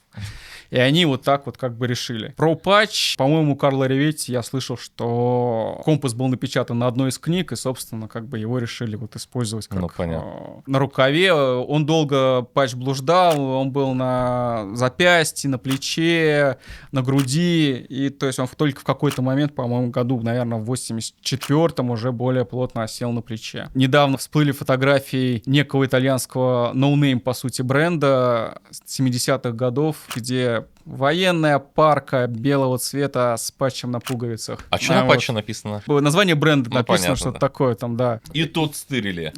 Может быть, а может... Ну, в общем, как бы все очень неоднозначно. Одно, можно сказать точно, что Массимо Ости был гением маркетинга, что он, в общем-то, не раз доказывал своими как раз вот этими историями, потому что, ну, давайте признаемся честно, что не рефлективная куртка, которую создавали для того, чтобы яхтсмены, выпав из лодки, их быстро находили, ни айс, который там должен менять цвет, никакого прикладного значения на самом деле не несет. Просто прикольно и все, да. Да, куртку, которая стоила там в 89-м году, ни один яхтсмен не будет в ней там конечно плавать на лодке, да, для того, чтобы в ней упасть. Это чисто модная фишка. Ну, да. Также, собственно, и айс тоже модная фишка, прикольная. Все эти истории, которые Массимо Ости, если все его бренды, в принципе, посмотреть, они про то, что сделать какую-то фичу. Да. То есть та же Мили Мигли — это фича, которая вот выстрелила с точки зрения очков. Там красивые легенды, что вот гонщики закрывают лицо, вот смотреть часы. Я думаю, что те люди, которые носят Мили Мигли и часы... Они даже про эту гонку не знают. Они точно не посмотрят на часы сквозь эту линзу. Вот так вот я тебе скажу. Вот когда я купил первую Милли 2007 года зимнюю, и там была линза на запястье, и я понимаю, что под ней подклад, часы я там не увижу, как бы, при всем желании. Дальше, собственно, если развивать историю про другие бренды, ну, про линейки отдельные, типа Navy Arctic, я, наверное, не буду, чтобы не утомлять. Ну да, больше вот. Про бренды, да. Но после ухода, точнее, после того, как его ушли из его брендов, из CP Company, Bonneville и Stone Island в 95-м году, Массимо Ости параллельно основывает бренд Left Hand, как он писал в своем там письме для пресейла. Я левша, поэтому я вот делаю бренд, и называю его «Левая рука». А вот я сам леворукий, я поэтому такой бренд делаю, и сейчас я буду популяризировать эту историю в первую очередь для женщин. То есть первые коллекции Left Hand, они были как раз женскими. Поэтому сейчас большинство курток, которые там можно найти Left Hand, они как раз женские. То есть там на бирочке посмотрите, там Донна написано. Мужское тоже потом появилось, вот, но женского реально больше. Там есть очень крутые вещи. К сожалению, вот очень крутые редко мелькают, но, тем не менее, советую присмотреться, если кто еще там в начале пути увлечения. Left Hand — это такой неограненный алмаз еще, с этой точки зрения, с точки зрения коллекционирования. Вот. Ну, плюс сама ткань основная, которая популяризировалась, это термоджойнт, который вроде как на 70% защищает от радиации, поэтому жизнь у нас сложная, может пригодиться. Надеюсь, что нет. Я тоже надеюсь, что нет, потому что уверен, что все равно не поможет, но вдруг. Дальше параллельно он создает бренд ST95. Недавно вот его перевыпустил Rayburn. Не понимаю, зачем он это сделал, потому что как-то тоскливо перевыпустил. Ну и Left Hand он, собственно, тоже перевыпустил, тоже тоскливо вышло. ST95 — это такая молодежная линейка, там достаточно есть некоторые интересные вещи. Опять же, переиспользуемые решения, которые он делал для Стоника, тот же Раса Гамата. Но визуально ничего выдающегося на самом деле. Параллельно создается бренд Massimo Osti Production. В в книгах написано, что это был мега успешный бренд, но судя по тому, что магазин в Японии закрыли через год после Да, его судя открытия... по тому, что его сейчас нету, да. Да, и судя по тому, что его в принципе закрыли, как бы, то, наверное, не очень он был Ну, кстати, успешный. интересно, почему он, в принципе, провалился? Что Слушай, было там такого? рассказывают историю, что вроде как его партнер как-то не так распорядился деньгами и вогнал компанию в банкротство. То вот- есть, в первую очередь, не сами вещи виноваты, а управленческие всякие Ну, решения. типа, да. Рассказ пока рассказывают такое, как Мгм, бы. мгм. Там дальше уже история, естественно. Просто нейминг, как бы, да, он уже Да. сформировался, я думаю, среди тусовки Stone Island или CP. Был еще почему-то про этот бренд, или саб-бренд, наверное, даже знает мало кто, и, честно говоря, кроме как у себя этих вещей не видел. Вот. Это Massimo Osti Double Use. Я видел эти вещи, это кофты, как правило, в том числе кашемировые. Ну, считается, что Double Use типа двойного использования, и предполагается, наверное, что как-то их можно там выворачивать, но на самом деле нет, потому что они шиты так, что наизнанку ты их носить Ну, особо понятно. не будешь, но это действительно достаточно качественный шерстяной трикотаж, который там интересен. Я знаю, где продается за конский ценник, я надеюсь, когда-нибудь я смогу купить. Когда он еще более конским станет. Выкупить остальное, что я еще оттуда не выкупил. Дальше у него выходит коллаборация с Супергой. На мой взгляд, это одна из лучших его коллабораций. К сожалению, почему-то ее нет в книге. А это, извини, что перебиваю, коллаборация просто Massimo Osti и Суперга, Да, там написано Суперга и by Massimo Osti, по-моему, так. ну, то есть без какого-то там его и бренда, а именно просто его Да. личное влияние, да. Да, вот. Достаточно интересная вещь. У меня штук 6-7, наверное, есть. И я уж не знаю, делали что-то Суперга до или после, как бы. Ну, хотя есть вещи какого-то того же периода, похожие на эту историю. Мгм. Вот. Ну, просто, опять же, непонятно, оно было до того, как Massimo Osti сделают коллаборацию, или после. История умалчивает. Они действительно достаточно интересны, и там тоже переиспользуется решение, которое он делал в тонике. То есть это патч, который на велкро как бы можно отклеивать с буквы S, это рефлектив, это термохром, это прорезиненные рукава, с такими с нашлепками, Ага. скажем так. У меня друг француз, который коллекционирует плотно Супергу, он даже сделал книжку, ну, назовем это книгой все-таки, да, ну или фанзином можно назвать, на эту тему, там порядка, по-моему, под 100 страниц. В электронной версии он выслал это в 2 источника, мне и в архив Ости. Архив Ости просто поблагодарил. Вот. Это трэш просто, да. Вот, какая-то дичь. Я не понимаю, честно говоря, Да. их отсутствие какой-то реакции, с учетом, что ни в книге Ideas этого нету, ни судя, по крайней мере, по тем фотографиям, что его приходит из архива, там тоже у них особо этого нету. Не понимаю, почему они замалчивают эту историю, но я думаю, что когда-нибудь я соберусь и напечатаю в каком-нибудь ограниченном тираже эту книгу, ну, как минимум, чтобы отдать дань своему там товарищу, который это сделал. Потому что, еще раз повторюсь, труд просто Конечно, выдающийся. конечно. Дальше из интересных коллабораций, это, собственно, коллаборация с дочкой Левис, это Dockers Equipment for Legs, это, по-моему, порядка 10 что-то в таком духе штанов, вот, которые были сделаны из различных материалов, в том числе из кевлара, например. Вот, и рефлектива. Ну, это был единственный дроп одного года, по-моему, 2099, по-моему, который тоже в серию не пошел. История, почему он не пошел в серию, умалчивает, но, может быть, это была история, как бы, что называется, на один дроп. Вот совсем недавно я купил себе каталог для сейлзов этого бренда. Очень рад и доволен этим фактом, когда-нибудь выложу фоточки, а может быть и нет. А может и не может. А может и не может. Ну и, наверное, одна из самых классных коллабораций, это, собственно, с Levi's, это линейка Levi's ACD, Levi's ACD+. Выходила на 2 года, 2000-2001 год, и там было, по-моему, тоже порядка 15 предметов. Считается, что были только куртки, но это неправда. Вот, у меня есть свитер из этой коллекции. И, собственно, у меня там порядка, по-моему, что-то 10-11 курток. Levi's ACD просто такая технологическая одежда. А Levi's ACD Plus — это как раз самая вишенка этой истории. Это коллаборация еще и с Philips. То есть это тройная коллаборация. Levi's, Massimo Osti и, собственно, Philips. То есть, по сути, эти предметы представляют из себя одежду со встроенными проводами, куда цепляется электроника, телефон Philips, плеер Philips, пульт управления всеми этими приборами, наушники. Теквир Вот. прям, да. Да, это теквир, это, по сути, ну, это на тот момент было максимально революционно, потому что надо понимать, что ни Bluetooth, ни Wi-Fi, в общем, ничего не было, и соединить все в одно через провода — это прям бомба. Ну, то есть Такой эти прям провода, они вот командный тут центр на тебе находится, Да. считай. Класс. линейка реально опередила свое время, но не выстрелила, потому что там ценник, конечно, был заоблачный. Там что-то порядка 1500, по-моему, за куртку. Это на то время, ребят. На То есть то сейчас время. это 1003, наверное, было бы, если бы она сейчас выходила. Ну да, ну и сейчас, собственно, как бы, если смотреть где-нибудь на eBay, то в полном обвесе эти куртки как раз стоят там от 2 и дальше, как бы, Да. вот до бесконечности. Я думаю, что мы в конце сегодня покажем одну такую куртку, сделаем Да. закидончик, Да. может быть, еще на что-то. Вот, если Ваня не слишком устанет. Если ты не слишком устанешь. Если я не Потому слишком что, устану. я делаю отсылочку, мы с Ветровым снимали, он тоже такой обалдел, типа, ничего себе. Мы снимали часов 10, наверное, ролик тот.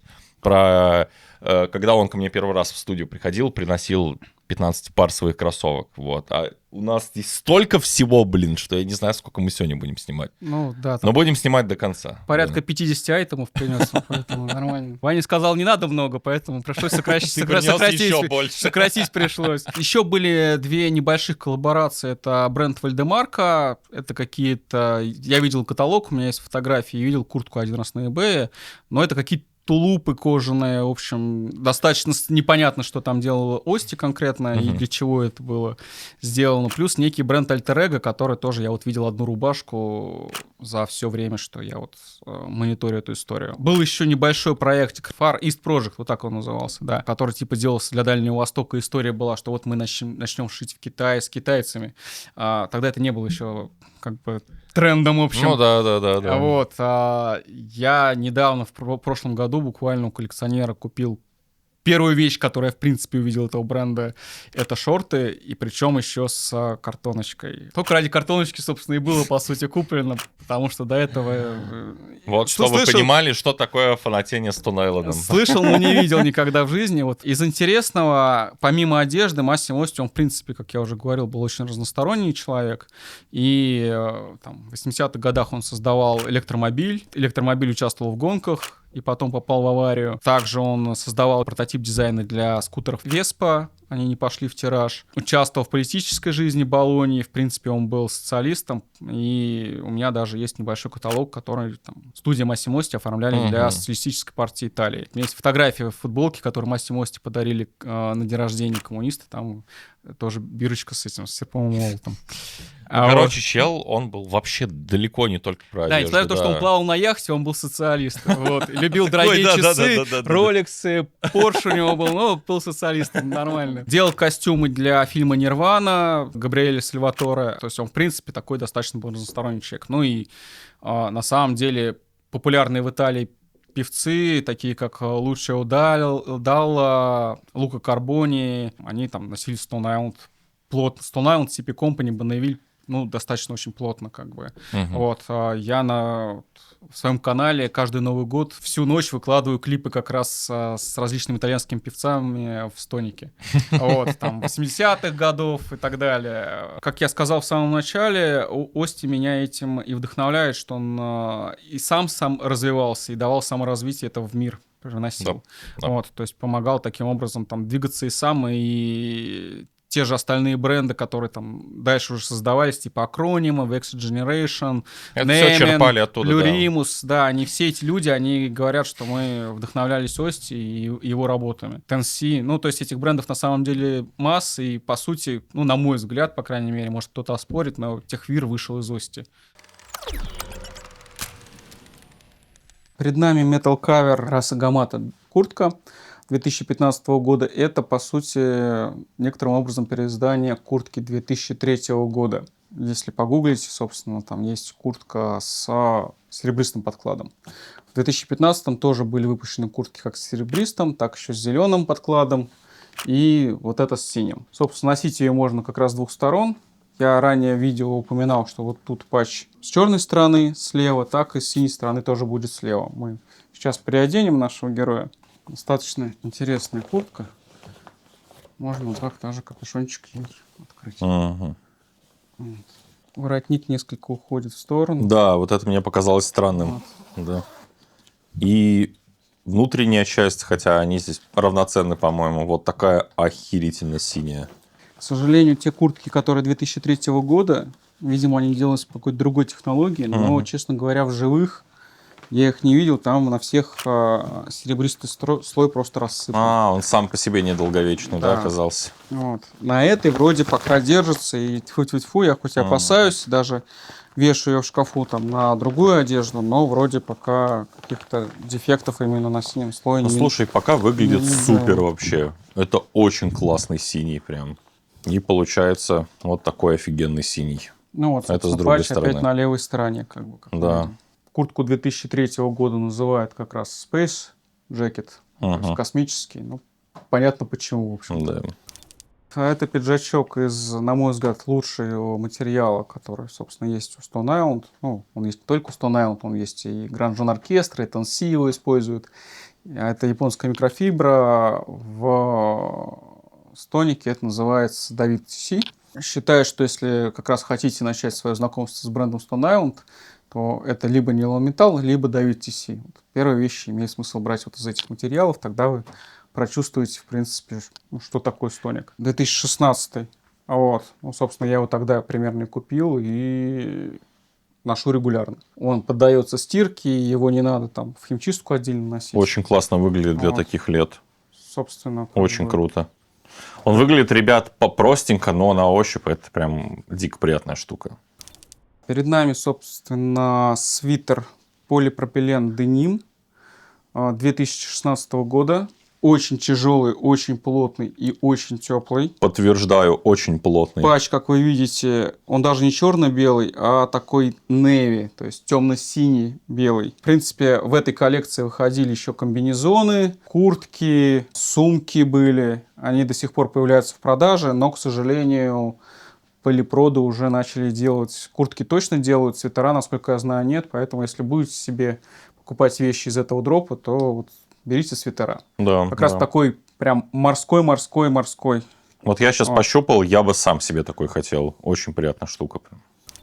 Перед нами Printed Heat Reactive Thermosensitive куртка и штаны. Как вы видите, тут тоже у нас черно-белый патч. Да. Собственно, камуфляж, который меняет цвет. Один цвет статичный, остальные меняются под воздействием температуры.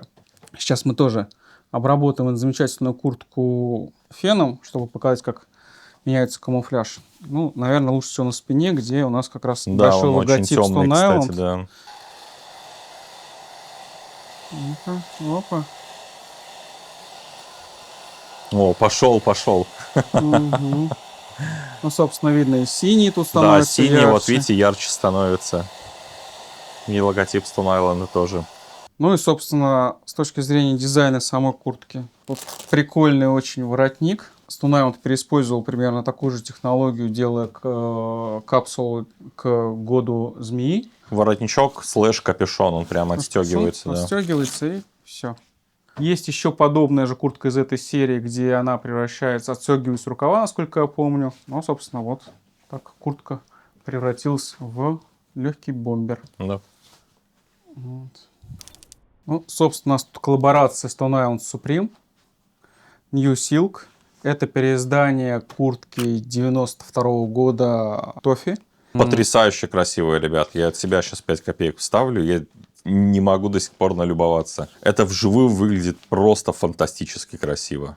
Это Для прям- понимания, вот этот подклад, который виднеется, там у него внутри на подкладе логотип Stone Island на спине. Ну, и тут есть, да, надпись как раз Supreme Stone Island 2019. Вот. Ну и на подклад. Подклад тоже можно отстегнуть, он тоже на креплении Dutch Rope. Сейчас посмотрим, который до этого видели. Ну и на самом деле, с точки зрения коллаборации с Supreme, тоже, на мой взгляд, одна из лучших курток. Это чудовищно сочно Вот. выглядит просто. Да. Насколько знаю, еще не подделывают, поэтому, если есть возможность, в общем-то, покупайте. Стоит вполне себе адекватных денег, насколько я вот отслеживал крайний раз. Ну, ты вот сейчас говорил, где-то 70 тысяч, да? Ну, по-моему, да. Вот не хочу, чтобы ловили за язык, могу соврать, что называется. На да. момент записи ролика, скажем Да, так. по-моему, видел где-то в таких ценах. Она просто выглядит как клеенка, многим некоторым может показаться так, но на самом деле на ощупь она довольно приятная. То есть здесь даже не надейтесь, что это будет нечто бершкоподобное и так далее. Нет. Вот фишка стоника в том, что я, собственно, сейчас убедился, я щупал эти вещи, они ощущаются абсолютно иначе, чем от них ожидаешь, вот смотря по картинке. Пуховик 2022 года, выпущенный в честь 40-летия бренда. Heritage Camo. С точки зрения цветовых решений, одна из лучших курток, по крайней мере, того сезона точно, но и с точки зрения камуфляжа тоже. Ну, будем считать, что это желтое исполнение, есть еще в зеленом исполнении. Смотрится красиво и офигенно. Вот единственное, что вот до сих пор помню, что когда эти куртки вышли, точнее так, планировались к выходу, их только рекламировали, большинство, многие думали, надеялись, что это вот не просто тут вот у нас светлее цвета, темнее цвета, а это именно тоже айс-эффект и будет меняться цвет, но оказалось, что нет. Но, тем не менее, и сам пухан достаточно теплый, и, соответственно, мы ранее видели как раз на айс-куртке вот такой двойной ряд кнопок на пуховике. Вот он здесь повторен, по сути. Тоже резиночка. Вот, то есть такая отсылка как раз к прошлому. Вот ты когда говорил, да. Да. Вот. Ну, собственно, поэтому куртка и называется Heritage Camo. Куртка ехала ко мне с большими приключениями, и от ее момента заказа до получения прошло где-то примерно полгода. Вот. Через друзей в Англии, через заказы в датском магазине, но, тем не менее, вот она пришла ко мне уже летом, поэтому поносил я ее еще только через полгода после получения. Да. Но, тем не менее, куртка находится как в коллекции, так и в постоянном использовании. Ну, ты в ней, собственно, и приехал, да, сейчас. Да. Перед нами ключевая куртка 2022 года, выпущенная в честь 40-летия бренда. Это Stone Island Marina. Это точная копия куртки 1984 года. Тут мы тоже видим, что у нас написано Special 40-летие. Раса Гамата Кавер Colorado Bio с бирочками, со всеми делами. Я ее очень долго пытался купить. Вот, наконец, в прошлом году это удалось. Тут вот бейдж 40 Анни, ну, то есть 40-летие. Кармашек. Кенгуру. Кенгуру. Собственно, обращает внимание на себя двойной такой воротник. Такие вещи будут с годами только дорожать, потому что они достаточно уникальны. То есть куртки, которые выпускаются в честь 30-летия, в частности, из Stella, куртка, повторяющая также анорак, она стоит каких-то безумных денег, на них там масса фейка и так далее. Эти вроде бы еще не подделывали, но их найти достаточно сложно. Ценник на eBay начинается примерно от 1200. Как ты смотришь на то, что пытаются делать по мотивам Stone Island, и я хочу разделить во всем мире, и то, что пытаются делать у нас в России, кстати. Вот давай начнем с нас. Может быть, я тут не прав, кто-то в комментариях там накидает еще брендов каких-то, да, но я вижу примерно 2 компании, которые делают что-то с отсылкой к Гранжон и, наверное, Крокотау. При этом Крокотау, насколько я понимаю, уже корейский бренд. Да ладно, я, кстати, вот эти подробности не знал. Ну, насколько вот я знаю, что да, что вроде как они уже не совсем российские. Но Гранжон, на мой взгляд, после смерти Исаева, конечно, сильно сдал. И только, наверное, вот в прошлом году они дали действительно какой-то такой вау-эффект. Ну, я видел, по-моему, курточки последний вроде. Ну вот я вот последний год, я вот зашел, как раз посмотрел, да, там было прям молодцы. Да. Серьезно. А до этого, вот после смерти Игоря, это как раз было вот, мы фигачим все из микрофибры одинаковых силуэтов. Ну, они долго и выезжали, в общем, наверное, на этом, но хотелось бы, чтобы куда-то двигались. Вот сейчас движение это пошло, дай бог, чтобы и дальше шло, потому что я знаю, что многие иностранцы в том числе ценят как бы историю. Вот, у меня есть вещи Гранжон, в целом доволен. Давай так. Мне очень нравится, ну, я не фанат парок всяких, но вот короткие куртки по типу, я не знаю, что-то по мотивам моего вот Кархарта, Детройта любимого, вот такого вот фасона, мне у них нравится. Либо они, по-моему, там М65 подобные такие штуки делали, да, тоже нравится, да. Ну, мне, наверное, единственное, что от чего дергается глаз, потому что мне кажется, что это уже какая-то история, слишком отдающаяся даже не уважением, каким-то не респектом, там, да, а именно подражательством, это вот эти патчи. Это называется омаж. Красивое слово. Да, вот я все вспоминал его. Вот это уже не омаж, а какое-то подражательство, и, может быть, не надо этого делать, как бы, ребят. Ну, это как бы и наши бренды этим популяризируют, то есть давайте мы патч везде налепим, и вот... Да это, господи, во всем мире есть. Во всем мире, да. Маструм тот же самый. Ну, Маструм, да, и Линза CP Company, как бы, но... Блин, ну придумал до вас чувак, это популяризировал, но сделайте что-то другое. Ну да, да, серьезно. да, да. Есть много вещей, которые можно популяризировать и делать там это круто. Как популяризировать свой бренд, не делая при этом патч на плече и еще где-то там, не знаю. На ширинке. Да. Вот от этого у меня как бы глаз дергается, но в остальном там гранж, да, молодцы. Крокотау есть у меня одна вещь, иногда смотрю, но с учетом, что надо понимать, мой гардероб, вещей там много, вот, и вещи давно уже у меня лично покупаются, как правило, только в коллекцию, вот, потому что то, что носить, мне и так есть, вот, поэтому, наверное, если бы у меня не было вещей Крокотау, я бы брал. Вот, ну, если бы я сейчас там... Но у меня были Крокотау, слушай, мне они все-таки, опять же, с моей колокольни, с моей точки зрения, Крокотау, они больше прям про суперсовременный теквир, где у тебя там, ну, не только материалы, ну, как бы больше упор, мне кажется, все-таки на функциональности какой-то делается. Вот у меня была зимняя парка, супер теплая, при этом там пух. Я не помню, там какой-то синтетический заменитель, но она супер теплая была, и там очень много вот этих историй про карманы, лямочки. А насколько вот всё. эти карманы-лямочки, они реально нужны тебе? Я, честно, даже такой популярный элемент в куртках, как стропы, я не использую никогда. Да. Ну, то есть мне не нужно, я не хожу по торговым центрам, Ну, по да, Икее и да. так далее. Там, ну, окей. Есть, хорошо, нету, как бы я проживу без этого. Я как раз, у меня какие-то вещи были там от Гранжона, где я говорю, ребята, так почему у вас тут нет внутреннего кармана? Почему, ребята? Я вот, кстати, у меня куртка от Colt Garment лежит, которая как Active Jacket, и там 2 внутренних кармана вот этих. Это супер удобно, блин. Чем вот эти всякие странные подмышечные, наспинные и вот эта вот вся Которые ты не история. будешь использовать. Да. А с точки зрения, возвращаясь к тому вопросу иностранных компаний,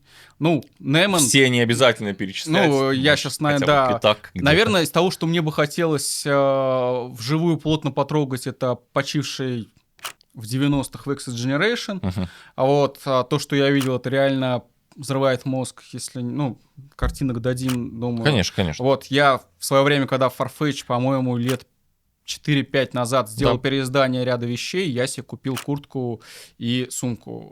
Выглядит это стрёмно, носить это можно и по морде получить.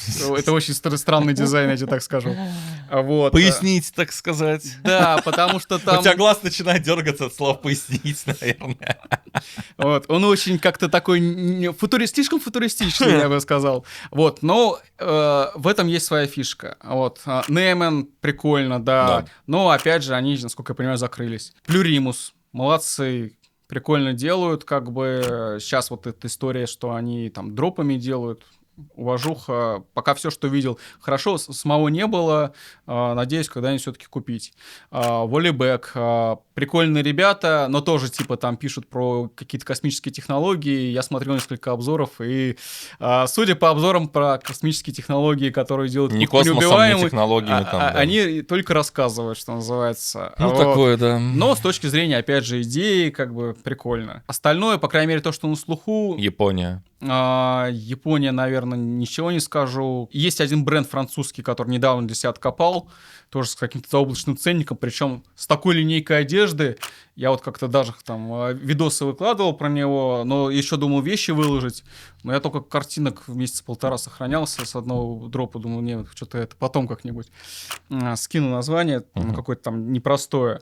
Ну, опять же, это все интересно, но вот сейчас уже с моей насмотренностью это все, как правило, выглядит вторично. То есть какого-то такого свежего дыхания, вау, мне пока дает только, по большому счету, Стоник сам. Сам и дает это вот интересные вещи какие-то. Как бы его ни ругали, как бы я сам его периодически не ругал, но в любой коллекции, даже то, что у них был какой-то период вот прям тухлячок, вот, там все равно выстреливают интересные, бывают интересные вещи. Я прям кайфую, что сейчас Марину последние 2 года, линейка Марины, это прям настолько глоток свежего воздуха, это прям кайф. Особенно Shadow Project как относишься? Ну, Shadow Project я отношусь положительно, к сожалению, там плотно его тоже не покупал, и, к сожалению, его опять же закрыли. Сейчас то, что пытаются делать линейку Стеллины, это убожество какое-то непонятное. По тканям это техвир, визуально это масс-маркет, ценник там при этом тоже улетает в космос. Ну, судя по тому, что я спрашивал ребят-реселлеров, это никто не берет. То есть это, наверное, там тоже будет убито в какой-то момент, ну, потому что пока логики не прослеживается. Я кайфанул очень с коллаборацией с Supreme, честно. Мне нравится вот почти все из этой коллаборации. Да. То, что они выпускали, вот сколько там, 3-5 лет, по-моему. Да. Вот лично мне нравится почти все. Опять же, то, что они там взяли все классические старые вещи и там их попереиздавали. Вау, это круто. Резюмируя, как бы, хорошо, что все развиваются, плохо, что, наверное, пока революционных идей, которые могли бы толкнуть куда-то историю, нету. Такое было с точки зрения революционных идей уже по стости тот же Мариано Феррари. Недавно короткую статейку, ну, там, материальчик про него писал. Вот, он там... Вся линейка Urban Protection, которую он создал, это вау, это революция, это реально движение вперед идеи Ости. То, что делал Пол Харви, вау, это было движение вперед идеи Ости. То, что Феррари делал, опять же, коллекцию трансформирующиеся вещи. То есть они сделаны из какого-то там ПВХ, вот, но при этом из дождевика ты можешь сделать кресло, хайт, палатку, еще что-то. Да, это про арт, да, это не про то, чтобы носить, но это движение мысли. Ну, конечно, да. Кто знает, да, в первой коллекции Ости было выпущено там плащ-палатка, там, Зильбан, вот, это, собственно, переиспользование немецкой плащ-палатки. Да, он ее переиспользовал, да, как бы, типа, немцы собирали, но вот собрать из нескольких тел-стел, как бы, это очень проблематично, там все-таки не хватает, по крайней мере, насколько мне рассказывали. Наверное, проверить это проблематично, все-таки купить, не знаю, сколько курток по 2500 и попытаться собрать из них палатку дороговато немножечко. Но это движение мысли, это круто, это так же круто, как то, что и Ости, и Армани, например, там, да, и Хельмут Ланг вводили ту же военщину на подиум. Нормальная мужская одежда для мужиков, она стала входить в моду. До Ости в Италии люди носили либо костюмы, либо рабочую одежду, по сути так. Вот эти все дизайнеры, ну не только эти там трое, которых я перечислил, но в том числе там, да, в том числе Ости, они стали двигать так, что как бы у нас появилось это разнообразие одежды. И, на мой взгляд, это как бы очень крутая история. Ранее я рассказывал про бренд Levi's ACD, который, собственно, коллаборация Massimo Osti с Levi's. Одна из топовых, на мой взгляд, курток — это коллаборация. Вот. Хоть это не Stone Island, но захотелось о ней сегодня вам рассказать. Выполнены из плотного нейлона. Но он почти как авиационный даже. Да, как авиационный как раз нейлон, то, что мы показывали ранее, как Formula Steel. Вот. Множество карманов, но это не просто карманы. Это все возможность подключения оборудования. Тут есть и обычные карманы, так есть и стелс-карманы для подключения различного оборудования. Вот так вот. Опа. Куда оно, собственно, фиксируется. Здесь для наушничков, соответственно. Здесь, по-моему, пульт управления. Здесь, кажется, плеер. Двойная молния у нас тут. Офигеть. Тут Офигеть. Собственно, карманы для плеера, для телефона, для пульта и соединения. Ну, то есть, собственно, значок обозначает, что, подключая сюда провод, мы соединяемся в итоге там с плеером. Там, да? Охренеть. Вот, тут выход к наушникам, тут, видимо, телефон. Напомню, что это 2000-2001 год. Вот провода тут виднеются. Если пощупать, они вот тут идут по всей куртке. Охренеть. Все это поставлялось в бокс. Сейчас я бокс сам покажу. Вот. Ну, тут для телефончика. Вот, собственно, скид. Вот. Полноценный. Опа. Превращается в элегантные шорты. Охренеть. Вот. Коробочка с оборудованием. Офигеть. Собственно, плеер, телефон и пульт управления. Еще раз, тут все соединяется теми проводами, которые есть в коробке. Дополнительно наушники. Ну, наушники обычные, поэтому тут смысла, наверное, их доставать нету. Ну и все это закрывается. И дальше человек может посредством пульта управления управлять звонками с телефона. Для 2000 года это, в общем-то, космическая история абсолютно. Да даже для сегодняшних дней это, это очень угарно выглядит. Да. Выпускался пресс-кит еще с оборудованием. Я в продаже его не видел, видел у коллекционеров. Тоже достаточно интересная история. Курток с оборудованием порядка видов. Я знаю 4, по-моему, вида. Вот, у меня есть 3, куда оно добавляется и подключается. Остальные куртки по оборудованию не подключаются, но там свои какие-то есть фишки. Смотри, ты развиваешь комьюнити, у тебя обалденная огромная коллекция, и вот это вот все.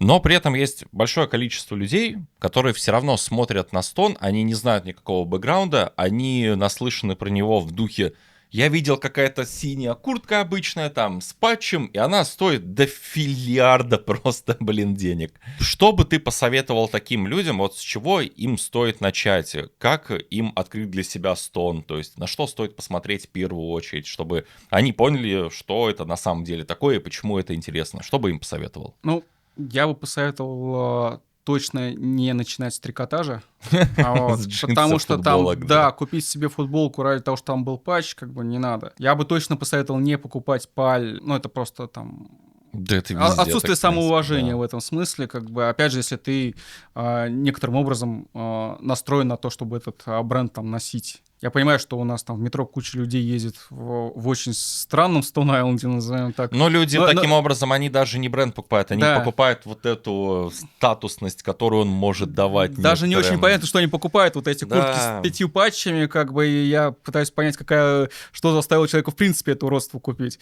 Вот, ну, окей. Да, пусть на распродаже или на вторичке на Авито, там, да, С какую-то... eBay можно привести с до сих пор eBay, как-то. ну, в общем, найти варианты всегда можно, какую-то куртку, которая просто тебе интересна с точки зрения материала, чтобы понять, что это такое. То есть у меня одна из первых курток, ну, там, вторая, по-моему, была, это куртка из нейлон металла. Ей уже, она, по-моему, с 7-го года, то есть сколько, какой сейчас, 25-й? Да.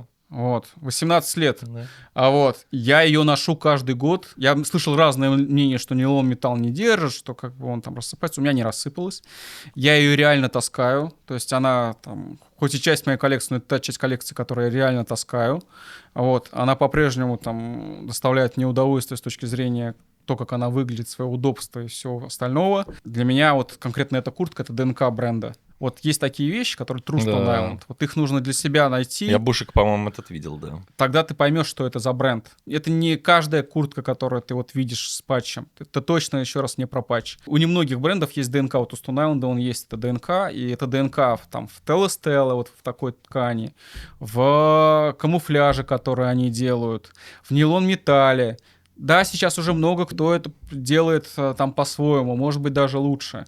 Но если вы хотите начать как бы интересоваться брендом, то стоит начать вот именно с этого, с True Stone Island. Понять, что это бренд должен ассоциироваться, и его создатель закладывал эту ассоциацию с морем. Да, вы никогда не поедете еще раз в куртке Reflective кататься на яхте. Ну, просто потому, что если вы в ней там, упадете, не дай бог, в воду, то потеряете очень много денег. Но, тем не менее, не понимать эту отсылку к этому морю, ну, вы просто не имеете права, если вы хотите погрузиться в эту историю. Ну что, друзья, время ультра много, вы даже не представляете, как мы, устали, но, тем не менее, Андрей сказал, этого недостаточно, я хочу еще, и поэтому мы также вам расскажем параллельно немножко про аксессуары. Это будут не только аксессуары, у нас там за кадром также еще и обувь в коллабе со Stone Island от других брендов, обувь, которую вы вряд ли вообще в жизни когда-либо видели. Но начнем с вот таких вот приятных мелочей. Давай по порядку. С чего Да, начнем? давайте начнем с, наверное, самого банального и простого. Вот, это две кепочки коллаборации Stone Island Supreme. Вот, одна Reflective, другая джинсовая. Собственно, вышли они в позапрошлом году, если я правильно помню, в 22-м. Соответственно, ну, реф не ношеный, в это я хожу. Так, теперь мы будем постепенно подходить к самому интересному. Соответственно, очки мы уже видели. 88-й год, просто покрупнее их вам показать. Подобные очки выпускали в том числе и в рамках бренда Bonneville. И Navy Arctic, это линейка Bonneville. Вот, ну, вот, с бирочками. К сожалению, как видно, тут уже кожа, она вот пооблупилась. Ну, что, в общем, можно ждать от вещей, которым Столько лет уже, да. уже больше, почти 40 лет уже скоро. Дальше, ну, машинку тоже видели издалека, просто немножечко ее укрупню. Она есть и почти во многих уже там книжках, собственно, посвященных Массимо Ости. В достаточно хорошем состоянии. К сожалению, была у меня возможность еще пару купить, но в связи с тем, что сейчас с eBay очень сложно все достать оперативно. Ну Я да. их упустил, но я надеюсь, что я пополню коллекцию этих машинок еще. Дальше хочу отдать дань уважения сообществу фалеристов. Я, пожалуй, не вхожу в него все-таки, но, тем не менее, поддерживаю связь с ребятами и свои значки тоже какие-то делаю. Это вот значки, посвященные Stone Island и камуфляжам Stone Island от Володи Грунина, J13 Studio, который является одним из лидеров сообщества фалеристов. И регулярно у них проходят встречи и очень дружное, как мне кажется, комьюнити, с которого хочется брать примеры, которые, там, в общем-то, молодцы с точки зрения организации и движения. Ну, круто, да. Да, также здесь еще представлены значки других авторов. Вот. Это и куртки, и, соответственно, персонажи Мили-Мигли, например. И это в том числе вот Данила делает такие прекрасные значки. Мгм. Это у нас логотип CP Company тоже от Дани. Мгм. Вот это Metropolis. Это мой значок, который я сделал в честь нашего сообщества. Вот. Прикольный. Да, уже почти не осталось. По-моему, там штук 8 еще. Также значок от Дани Витмана. Это как раз книжка Ideas from Massimo Osti, которую мы посмотрим позже. Да, вот она, кстати, в синей коробке лежит здесь. Да. Также есть два значка, которые ребята выпустили в прошлом году. Они меняют цвет в зависимости от температуры. То есть это Ice значки с термохромом. Он Да реально ладно? работает. Прикольно. Тоже работа Дани Витмана. Это как раз жвачка Честер Перри, про которую я рассказывал. Мгм. Да, как часть маркетинга. Как часть маркетинга, да. Чемодан Честер Перри. Вот. Это сумка для гольфа Stone Island. И, соответственно, морячки. Это фотография, которую там вот можно разглядеть из книги, посвященной форме военно-морского флота. Вот. И, собственно, там одну из фотографий как раз дизайнеры CP Company использовали для того, чтобы произвести свой логотип. Ну да. Более длинную историю, детальную я рассказывал у себя в блоге, если будет интересно кому. Если кому интересно, ссылочка на него в описании, само собой. Ну и, наверное, из того, что еще стоит показать. Я не знаю, кто производил эти значки, какое они имеют отношение реально к Мили-Мигли, но этот значок давно куплен мной был на eBay. Вряд ли он имеет какое-то отношение непосредственно к CP Company, или к Stone Island, или к Massimo Osti, но, тем не менее, он напоминает как раз о тех прекрасных гонках, которые когда-то были и которые так или иначе связаны с CP Company. Конечно. Так, от значков перейдем сейчас к другому еще контенту. В руках у меня каталог. Вот с этой, ребята, штуки я выпал. 84 года, как видите, размер небольшой, то есть с ладонь. Вот. И Соло Ди Пьетро, то есть Stone Island по-итальянски. Мгм. Каменный остров. Ну и тут у нас обувь. 84 год. Ребят, что вы понимали, это книжка 84 года. Я правильно понял? Да, это То оригинал. есть она настолько офигенно выглядит, как будто ее распечатали буквально вчера. С ее состояния я выпал. Вы можете видеть, она абсолютно новая просто. Дальше у нас книжка, собственно, Stone Island архив. Это Да. ключевое, как мне кажется, произведение именно про модели Stone Island. Вот. Выпускалось оно в честь 30-летия бренда, то есть в 2012 году. Мгм. Вот такой коробки. Очень тяжелая. Ну, это просто кайф. Да, супер обложечка у нас тут небольшая. Ну и, собственно, дальше тут небольшой рассказ про бренд. Очень мелким шрифтом, очень много текста. Вот. Но главное тут не текст на самом деле, Да. а картинки, которые скоро где-то у нас пойдут. Вот, текст закончился. И вот архив 1982 по 2012 Трындец. год. Собственно, одна из ключевых моделей — это Anorak Tella Stella 1982 года. Мы видим также штаны, брюки 1982 года, также Stella Stella. Вот. Собственно, пальто тоже Tella Stella с патчем на манжете, как вы видите. Мгм. Тоже 82 год. Вот. Это куртка Зильбан. по сути, это некоторым образом переиначивание плащ-палаток немецкой армии. То есть, по идее, соединив несколько таких плащ-палаток между собой, можно сделать полноценную палатку. Да, да. Вот. То есть здесь какой-то запредел... И здесь все, дальше будет архив. Я правильно понял? Без перерывов на какие-то там текста и так далее. Ну, да. Офигеть. Так можно листать до Наверное, бесконечности. это как бы первые страницы достаточно плотно посвящены как раз 1982 году, чем очень ценна эта книжка, потому что в других местах это найти, по сути, невозможно. Мгм. Вот кофта тоже 1982 год. Мы видим, что она, в принципе, скорее из флиса, но у нее вот здесь полочка сделана как раз из тоже Мгм. Телла Стеллы. Мгм. Ну и брюки вот тоже Телла Стеллы. Вот. Ну и так далее, и так далее. Вот как раз 83 год, когда я рассказывал, что делались из Теллы Стеллы из светлого материала с рефлективом. Вот тут светоотражающие полоски. Так, это джок. Ну, такая Вот это прорезиненная лютая ткань. тема. Это тоже, собственно, зельбан, вот, который как бы можно преобразовывать в палатку, но нет. Мгм. И так далее. Такая же модель, например, кофты есть у Бенуиль, идентичная абсолютно. Мгм. Вот, ну и, собственно, как бы... Очень, ну это вот очень, анорак, который я сегодня показывал. Мы сегодня, да, показывали Да, его, да. переиздание 84 года, это как раз вот она. Книженца супер крутая, я обожаю. прям Она такое просто чтиво, must-have, да, как бы, да. для любого коллекционера Stone Island.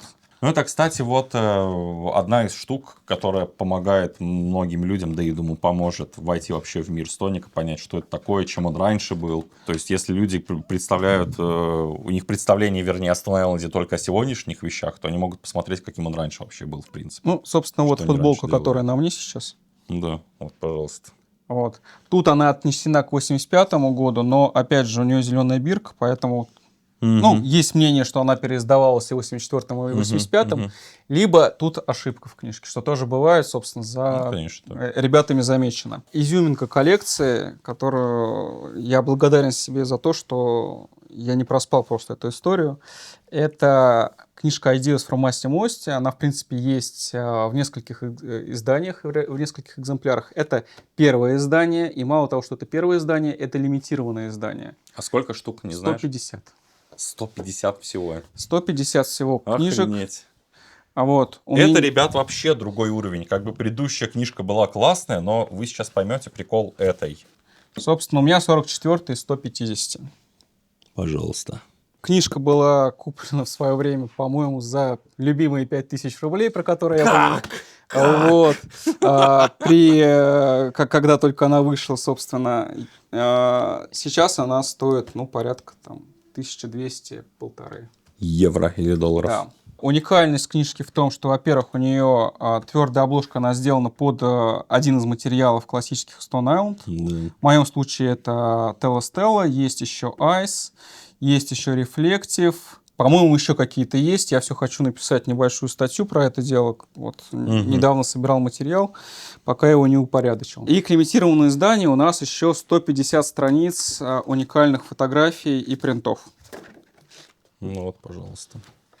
Вот, которое, собственно, написано, что тут изображено, какое это имеет отношение, в принципе, к студию Massimo Osti. Тут рекламные буклеты, и, там, принты, скетчи и так далее. Я их все выкладывал у себя в канале. Давно, правда, что-то около там 1,5 лет назад, но, тем не менее, при желании, кто захочет, может все посмотреть. Вот. Ко всем лимитированным книгам идут такие страницы, они все одинаковые в этом смысле. Так что, если купите, у вас будут такие же страницы. Вот, 150 листов. Книжка уникальная и просто must-have для любого, кто хочет, ну, и в принципе погрузиться в мир Stone Island, CP Company, Massimo Osti.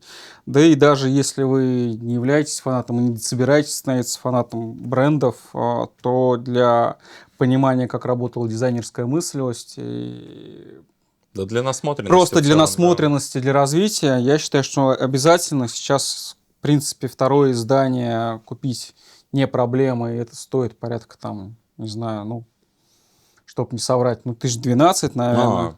Вот, ну, то есть, недешево, но Но не всё такие равно. деньги, которые никто не может себе позволить. Не 100 тысяч Вот, рублей, ребята. да, в этой книжке рассказывается про материалы, про историю, про то, как создавались те или иные модели, вот, исторические различные факты. Вот, собственно, машинка, про которую я ранее рассказывал.